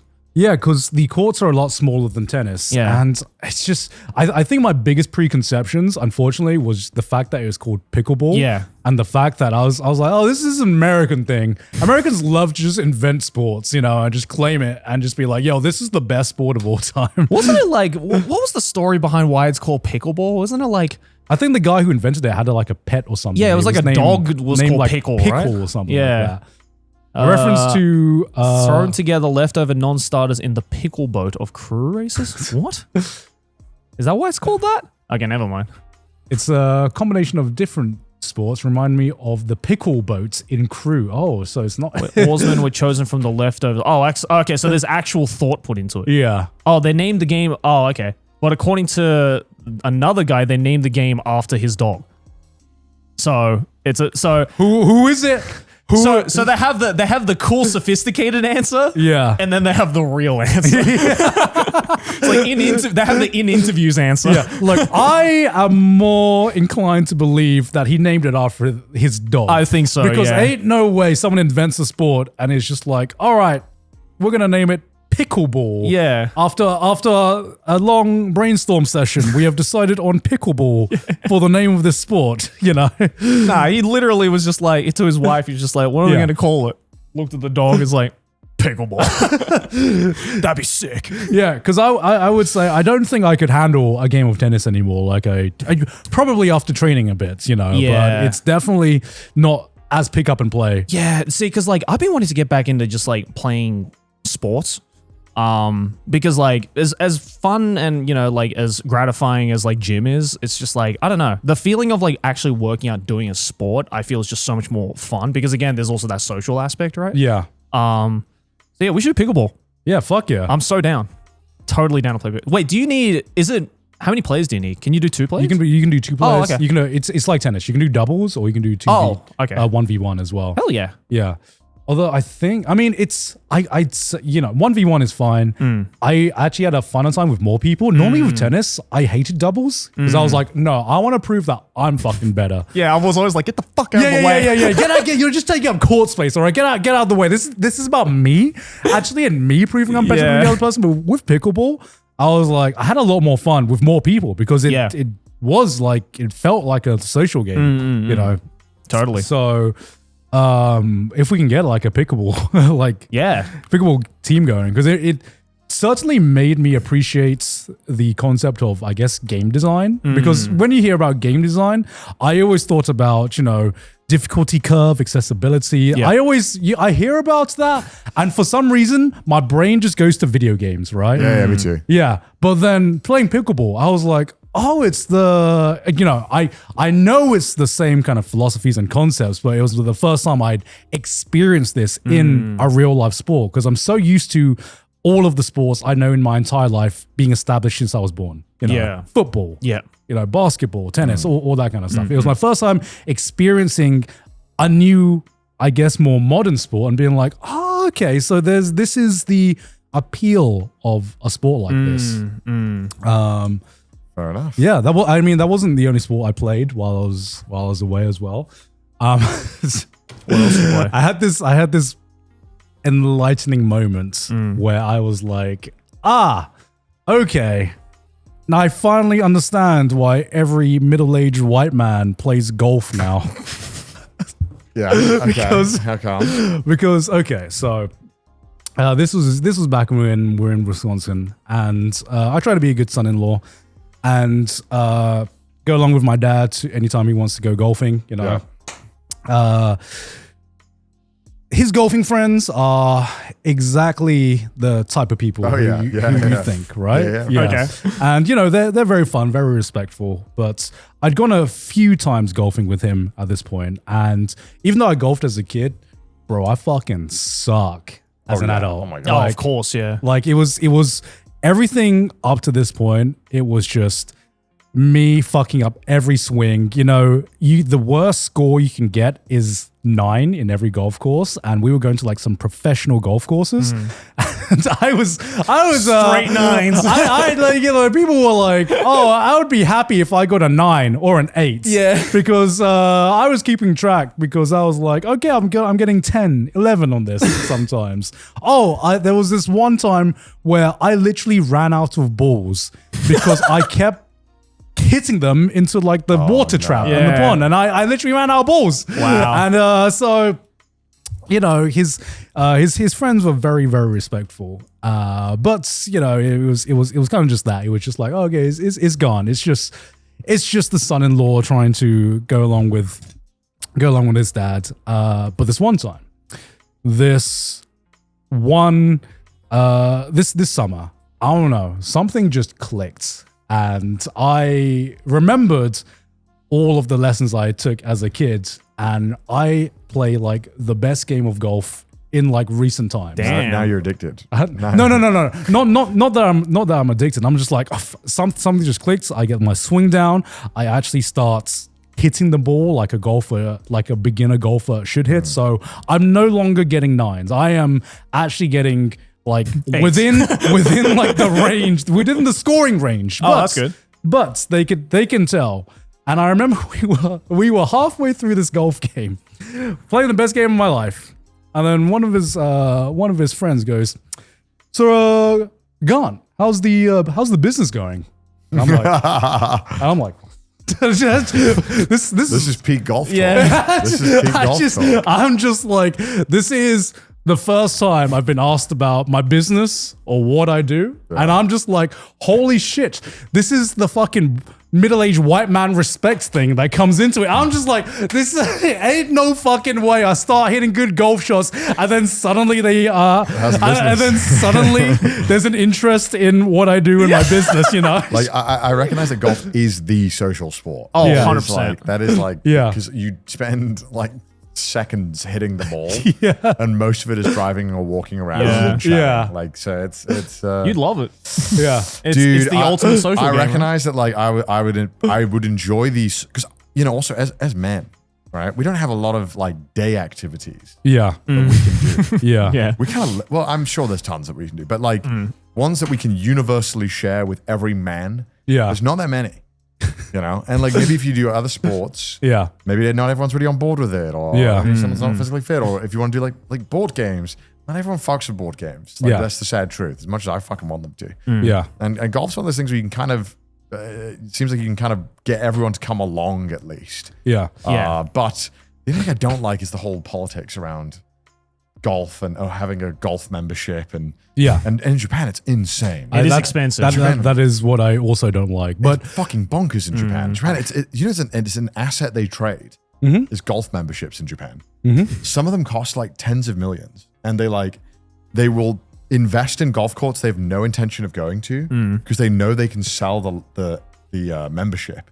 Because a lot of golf courses in Japan allow you to own a membership and trade it. Yeah. Privately. That's weird. Yeah. This is a very common thing with like very exclusive clubs. I learned. Yeah. It seems bonkers. Like the amount of money you have to pay to be a golf person. Yeah.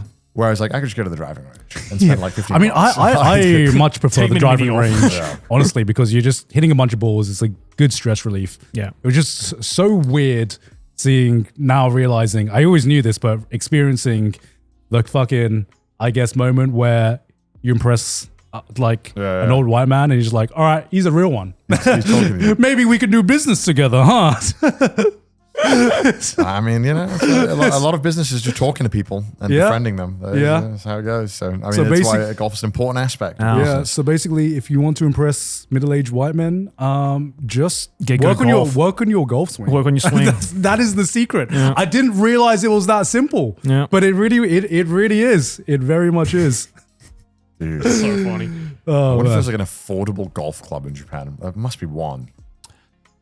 Nah. But probably not. Probably not. Nah. I mean, that's why I guess simulation golf is so popular in Japan. Yeah. Buildings that'll have like a room on the 3rd floor that you can just hit a wall. It just doesn't seem. It's not the same. Yeah. It's really you not. need space. Oh my god, yeah, there's none of that in Japan. It's the fact that you're in such a huge open space and you're like, I'm just gonna whack the shit out of this object and see where it goes. And just even if it goes in a completely different direction, just seeing that thing go flying off, it's like, yeah. But on a screen, like, because I've done some of the simulation golf stuff. It's like you whack the ball, it hits like a fucking green screen basically, and then you virtually see it go flying. It's like, it's not the same. I just like the idea of golf, the whole like, let's wake up at like 10. Let's all get there early, and it's a whole day thing. Like whereas like driving range, like after an hour and a half of hitting, my hands are kind of burned. Yeah. I mean, I would not lie. Like it took me about 4 hours to go through an 18-hole golf course. Yeah. And after hole 9, I was like, I'm fucking done, bro. Yeah. Probably for it's too hot, right? As well, it doesn't help. Well, it's a little bit of both because it's kind of, unless your muscles are kind of like used to it, right. Like because it's like the specific muscles, and my hands were like starting to hurt from like just whacking it so much. Because here's the thing: if you have the perfect swing, it doesn't hurt at all. You don't feel the golf ball at all. But if you don't have the perfect swing, the shock of the ball is going to travel up to your hands. Oh yeah, I had that, and that builds up over time. Yeah. Yeah, so it's like whacking a mailbox with a baseball bat. Yeah, you just like feel everything, right? Like a Looney Tunes, like Tom and Jerry. So the better you are at the sports, the less tired you're going to get at it. Yeah, you know? Me in the baseball batting cages, I hit a ball and it fucking sent like a whole shock down my core. It was horrible. Yeah, I did not like it. It hurt so much. Yeah, that can happen. I don't fuck with it. Yeah. It's all about like how you hold it as well. That's also really, really important. Rock climbing is a good social sport too. Sorry. No, rock climbing is a great social sport. Yeah. Sorry, I was getting distracted. Sorry. No. That's a great segue actually, because I've also been really getting back into rock climbing recently. It's good because it's a hard workout. Yeah. You also have so much downtime. It's quite nice. Yeah. You get a lot of time to just chill and talk. Yeah. Oh my god, the amount of fucking how's the business going? The amount of fucking pain you feel just like here in your forearm the next day. Ugh. Yeah. Gross. You know, you're not into a competitive sport anymore. Me. Nah. Just gaming? I like gaming, man. I'm back into my single player, man. Because, getting addicted to at least an online game, especially a multiplayer game where there's a lot of grinding involved, it's just so easy to lose so much time. Yeah. I know. Way too much. Whereas, like, physical aspect of it, like real sport, you're limited to, what days can you go? Are people available? Like, there's a lot more. And I don't really want to compete. Also, just physically, how long can you go as well? Yeah, I'm also just not in shape. Yeah. I'm like but that's exactly why we need to start a sport. Yeah, I mean, I'm in like okay shape, but like someone who is very sedentary. But like for like competing, no. That's why we gotta get a fucking trash taste pickleball session started. I've been trying to convince Chris to do a triathlon. Triathlon? Triathlon? Like a proper triathlon? Because in most of them in Tokyo are like Olympic triathlons, which are like not crazy. It's like what? It's like half marathon at the end, right? I think it's a Yeah, I think it's a 3K swim, which is pretty brutal to be honest. Yeah. And then I think the cycling was a joke. It was like 40 miles. Or Oh, like 40K. okay. It was saying whatever. Yeah. And then the running was like half a marathon. Half marathon, which is pretty yeah. brutal, actually. I don't know how to do that. But you know what? I could do it. I just wouldn't be fast. No, but that's fine. I think though, when it comes to stuff like that, as long as you're not competing at like a professional Yeah, but level, I I think think that- just saying that you completed a triathlon is huge. Credit. Yeah. Yeah, I think there's a time limit there. But I also just thought it'd be good to try and lock Chris into doing it so that we'd both be motivated to train. Get back in shape. In some sense, yeah. Yeah. Because I just don't really feel the need to get into any crazy shape. I just go to maintain. Yeah. Yeah, no, I pretty think that's much it. fine. But it does the job. Does the job. I mean, you're almost 30 now, so should. Unk status. Yeah, just wait. Yeah. Wait Joey until has 30. Wait until it clicks Has 30. over, man. You are going Wait. to want to work out. Yeah. Wait, when we started this pod, you were 29 as well? No? Or- Yeah.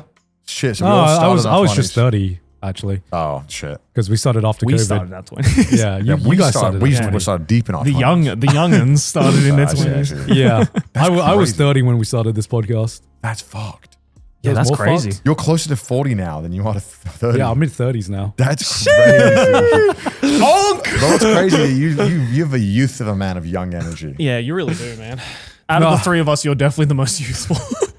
It's like when I hang out with Pete and Pete drinks till like 5 with me, I'm like, that's crazy. 'Cause I feel like I'm running out of time where I can do this. And Pete's like, let's go, man. I got one more in me, I man. got 15 Yeah, more in to me. be fair, P. I don't know how he does it. I died. I don't know either. To be Yeah. fair, he did start drinking at 28, and I feel like that gave him a massive buff. Okay, if he did, then Yeah. that means he has what, like 12 years Dude, over that's us. crazy. He's got like he's got like 12 years on me. Yeah. That's crazy. So, maybe it's going to affect him a little bit later. Yeah. It's kind of like We started drinking delayed at the the same time. effect. It's Yeah. crazy. Yeah, that's kind of fucked. Like, I do think it is a compounding problem of Yeah. like your body just hates you doing it more and more. I'm sure there's some science behind I'm it. sure you know? there is. Well, I think it might also just come to the fact where it's like if you drink regularly, then I Yeah. think you just get used to it, obviously. I don't know how regular Pete drinks, but I don't know. I mean, he definitely drinks more regularly than you do. I don't know. How He's dad regular now. how He's regular dad do now. you drink? Me? Most weeks, like once a week, I'll go out. Right. But sometimes it's 2. And if it's like a big convention or anything, it might be like I drink like 4 nights in a row. Yeah, right. Oh, So that it's was AX for me. Yeah, I was like it's just like 'cause people always want to hang out and grab some drinks. Yeah. You know, Yeah. and also, you know, you're fucking spent. And sometimes just having that beer, it helps a lot after a long Oh, day. totally. Oh, But, you know, week to week, normally like once a week I'll go out. Oh, okay. But Yeah. sometimes 2. It really depends on the week. But I'd say, is that pretty often? I'd say that's pretty often. I think it depends more on how much you drink when you go out, right? Like if you have one where you drink from like 8 to 5 a.m., I think that damage on your body is like way worse than. Dude, I can't do that anymore. No, I mean, Yeah. I struggle. I fight for my cannot life do when it. I'm doing it. Nah. But absolutely can't. I think that's like way worse for you than doing like 3 nights where you have like 4 beers. Yeah, right. yeah, So of I think course, like, but you know, people like when you talk about it, it's always such a weird topic. 'Cause people who don't drink think that any amount of regular drinking is like, what the fuck is wrong with you? Are you insane? That is true. Like people who like drink like normally, if you go to Europe, they're like, what do you mean you're not gonna have like a wine with your meal? What do you mean you've only had 7 Yeah. beers? What are you talking about, man? Like it's just different. Well, I heard that, I don't know if this was like clickbait news, but I heard that the Gen Z was the new gen is the generation that drinks the least so far. Oh, I'm not surprised. I'm at not all. surprised. Which I'm not surprised at all. I just think like compared to millennials, they just don't really.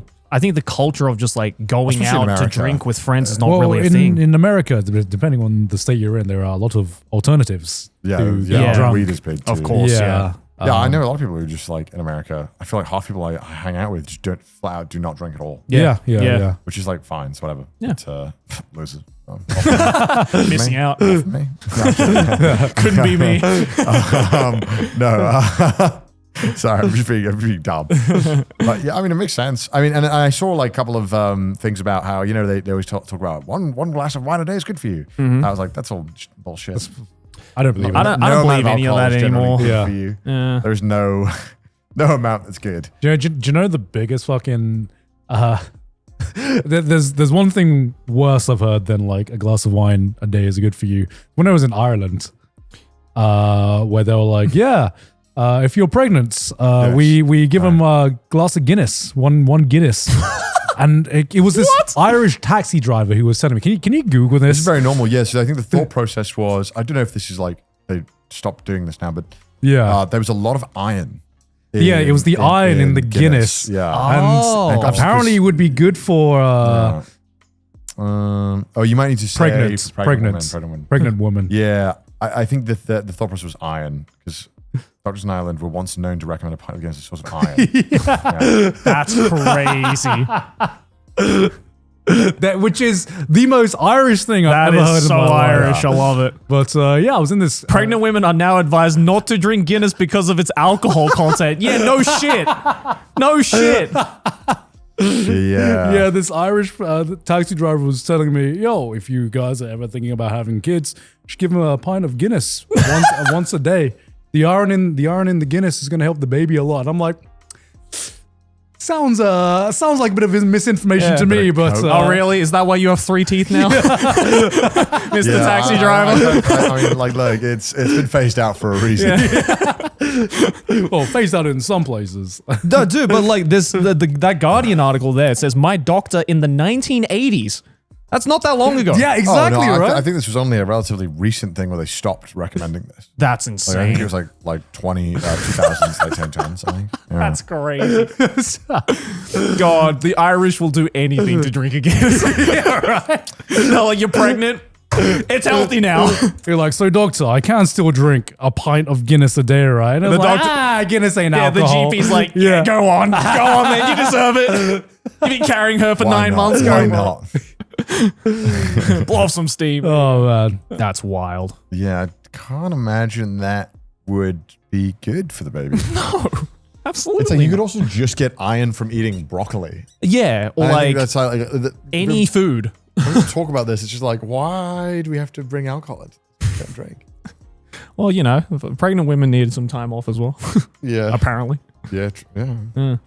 So, I mean, look, shout out to all the fucking moms out there. I know that shit must be Shout so out hard. to the women. Shout out to the women carrying those babies, Shout out to man. moms. You know what? Hit me up. If it was actually okay for you, we would give you a Guinness because you fucking deserve it more than anyone. But we're not going to because we're responsible and we care about the baby. So don't do that. Oh god. So you're drinking the Okinawan snake stuff. Oh, the habushu. Yeah, that's what do you like that shit? I can't drink that shit. It's so vile. I've had it so many tastes times where I'm nasty. just like kind of used to it now. It's nasty. Speaking of, like, that's what Okinawans will tell you. They're like, oh, the reason why we live for so long is because we drink this shit. It's just like not true. Yeah, I was at my local Okinawan bar yesterday with some friends, and I saw the big habushu, which is like this poisonous snake in Okinawa where they like, chuck it in ridiculous. a vat of alcohol and let it basically ferment until all of the toxins are gone. It's ridiculous. And then you drink that shit. But that is more, I would consider this is like closer to more like Chinese medicine rather than like alcohol, because like the amount of like, because they chuck in a bunch of like herbs and shit like that, which is all like medicinal and like all like Chinese, medicine, stuff like that. So I think people just drink this as more of like a medicinal thing because it tastes like ass. A lot of people think they probably might not have seen this trend, but it's actually really common if you just go to an Okinawa themed bar. Yeah. They'll have it at an Okinawa They themed bar. They always have it. It's like shockingly easy to get. Yeah. You're like, how many fucking snakes do we have lying around? But, I mean, I guess there's in Okinawa a lot. Yeah. They're everywhere in There's Okinawa. a lot of snakes in Okinawa. Yeah, I was just hanging out, and I was like, oh, you know what, fuck it. I haven't had this in a while, and we're drinking with some mates I hadn't seen in a while, so. Are you guys glad to be back in Japan though? Yeah. I mean, I'm flying off today. Yeah. Where the fuck are you going today? I'm going to Thailand. Oh my god. But just Bro's on the move. just to film some stuff for the documentary. Fair enough. Oh, fair well, enough. well. I'll only be away for a few days. Okay, It is sense. a working trip. Okay, exciting. But yeah, also The heat is gross. I'm going from one boiling pot to another one, basically. Jesus, dude. Yeah. So It's kind of gross. I kind of can't go outside. Yeah. During the day, And yet yeah. I have to for so many things, which it's is the worst thing. so actually I've had a weird experience for the past week. You're not. I don't know how much you guys are going to relate to this, but so Sydney stayed in America. Sydney's staying in America for an extra like 2 weeks and a half, I think, just to spend time with family. It's been a while since she's been home. It's been the longest I've been without Sydney for like a very, very long time. What do you guys do? What do you mean? You get to do everything. You have so much freedom. That was good. It was like the first 2 days I was like, yeah. And then I was like, damn, what do I do with my time? Friends. Yeah, hang out. Hit me up, man. Yeah, dude. Give us a fucking ring, bro. Hit me up, bro. Is this what guys do? Yes, hit me up. Invite us over. We'll fucking party at your house. Oh man, I've just been like sitting in my room being like, what the fuck do I do? Hang out with people. Hang out with people. Fucking hell, dude. I've forgotten how to spend time by myself. It's like the You weirdest don't thing. have to spend time by yourself. You got friends. Motherfucking Didus got me back into Shadowverse, and I'm like, get this shit away from me, man. I know I'm desperate when I'm like going back on like a card game. I've done nothing It's but like play anything to spend the time. Please. Shadowverse. I spent like $4,000 on Magic the Gathering booster packs Oh god. for the Final Fantasy one. Yeah, yeah. They're so expensive. They are so expensive. Insane. It's fucked, dude. I just want to pull cards. Yeah. Why? Yeah, you got and I've seen you like do card pulls before. It infuriates me to no end, right? Why? Because Connor will get like a new card pack and he would just like bust it open and look at all of them at the same time. He doesn't even like savor the moment. He doesn't even savor the moment, man. When I open these ones, they're so expensive, I do savor it. Okay, But when it's okay. like a regular ass pack, I'm like, Yeah. I'm just like, no, you gotta go one at a time. Yeah. You gotta savor it, man. yeah, obviously with those, because it's like fucking $100 a pack. It's ridiculous. So like, yeah, those ones I save every goddamn crumb. Yeah, Pokemon fans are like first time. It is crazy. Every time you open a pack, you're like minus 100, minus 100, minus 100. Yep. It's ridiculous. Yeah. Yep, that's the Not a TCG fan. world now. Not a I fan. mean, that's just the modern. That's just the modern climate. Fucking Labubu's, man. No, I don't want to fight. No. I don't wanna think about Labubu's, this. man. I don't. Labubu's, I man. literally don't care. I don't care either. That's dumb as shit. But I care about how much other people care. And But that's the thing. It feels like a psyop. I don't know anyone who actually likes these things. when did you guys first hear about this? Because I feel Like a like I month heard ago. about. Huh? Like a month ago. Yeah, that's like incredibly late, right? Oh, Do dude, you know Aki- anyone who likes them? Oh, Aki was ahead of the game. She was into that shit Fuck. when it first came out, and my she bought. condolences, Joey. Yeah, she bought like 5 of them when they were still actually like affordable and before the hype was happening around it all. And Yeah. so yeah, she's got like some of the Labubus now that she bought for like $20, I think are worth like now, what, like $400 or $500. Yeah, because has the Labubu craze hit Japan? It's hit Japan properly, right? Because I remember. have you seen how many pop marts are opening around Tokyo? They're everywhere now. Yeah, because I remember when Alan came, my editor. When did he come? He was like here. ridiculous. I don't get it. No, see, the thing is that He was here in May, Yeah. right? And I remember he came to Japan on the second day. He like excitedly messaged me, being like, "Yo, there are fucking Labubus here." Now, for reference, Alan is not into Labubus, but his partner definitely Yes. is. So he was just very, Everyone's very partner excited. is. So I guess I He know was just- people now that are addicted to them. He was just very, very excited that he was able to, get a Labubu for his partner. Because apparently in the UK during May, every store sold out. yeah. Every store, like lines, along with an anime convention. Dude, to, in get the Labubu. US, stores were getting broken into. Yeah. Like people were so desperate for these things, they were breaking into the pop marts and stealing them. I'm so glad I don't know anything about this. I'm so glad I've figured it out. I think it's just like, it's such a fascinating phenomenon to me because it's like, it really is, because like, the reason why it got as popular as it did? No. It's because a K-pop idol shared it. Yeah, it's Lala Lisa. Yeah. Lala Lisa. Lala Lisa shared it on her like Instagram or whatever. And Yeah. overnight it just fucking exploded. And now the pop mart industry is like 10 billion or something. It's so stupid lame when like that. people jump on something just because of hype. And I'm like, do you care about this? Like, Dude, welcome to do the you real feel world. anything? I know, but like, I know it's just- everything. But I feel like when I get into stuff, I'm like, I like it. Yeah. But then I'm like, there's no way people can actually be into this other than just to want to keep up with everyone else. I mean, we've seen this plenty of times No, I know, before I in know, history. Yeah. Labubus is just the latest. I'm going to call it a bubble. There is no way No, of this course it hype is. is going to Of last. course it is. Yeah. It'll be gone So in don't buy a year or so. expensive Labubus. They'll be cheap in like a year. Yeah.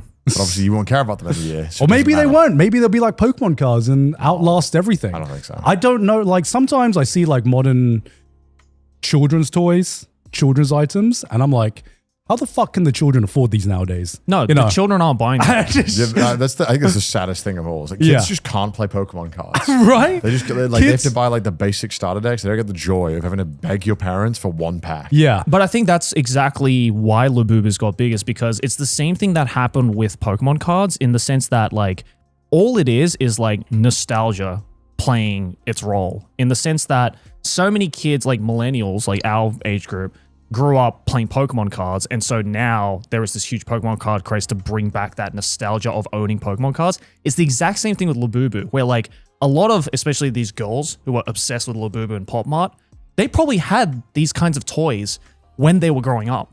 So it's this nostalgia factor that is also at play as well. And I think the marketing method for Pop Mart is genius, because they know exactly how to market that nostalgia, and they know the scarcity tactic, and they know exactly their target audience.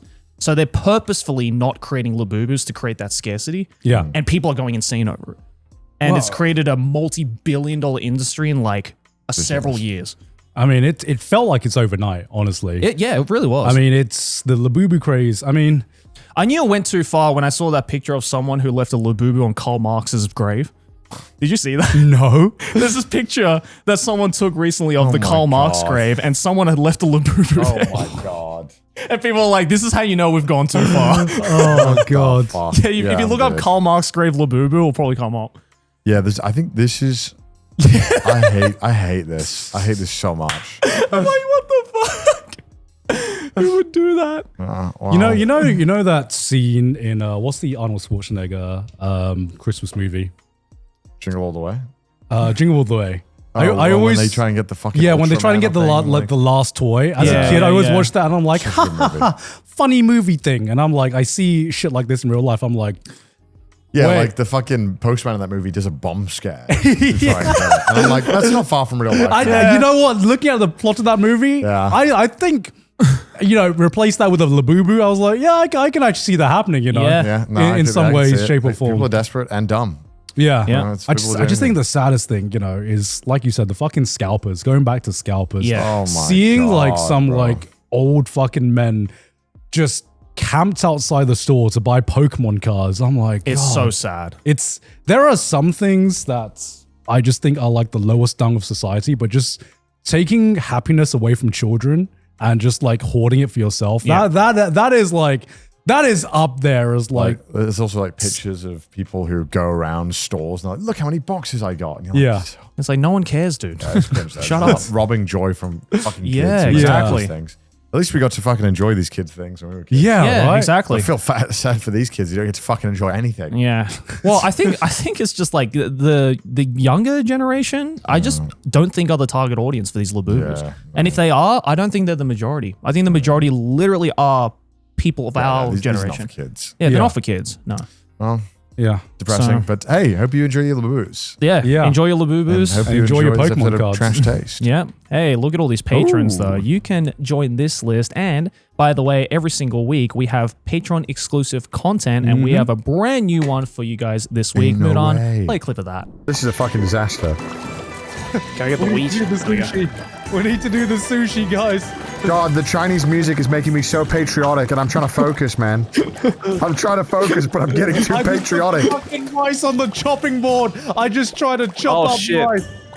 You trying to chop up rice? That's some white shit gone. But hey, if you want to check that out and support the show in the process, head on over to patreon.com/trashtaste. Also follow us on Twitter, send us some memes on the subreddit, and if you hate our face, listen to us on Spotify. By the way, did you show the Spotify award that we got? Oh yeah, we got that. We got that. We got that already? Got that. Yeah. We got that shit. That's nice. Thanks for 50 million streams Thank on you very Spotify. much. We Yeah. got an award. I didn't even know Spotify made Why awards. did they put that little speech bubble jar? I at the don't know. bottom? It I think makes it's it. supposed to hang it. Yeah, Yeah. you're supposed to but hang it. Yeah. This is a lot heavier than it looks. Yeah. Yeah. It is really heavy. Oh my god. Yeah, it's like proper. Yeah, I thought it would be like YouTube play button. Nah, this is like Weights. proper now. Nah, Spotify flexing, man. Damn. So yeah, thanks for watching another episode of Trash Taste. Thanks so much. We'll see you guys next week. Bye. Bye.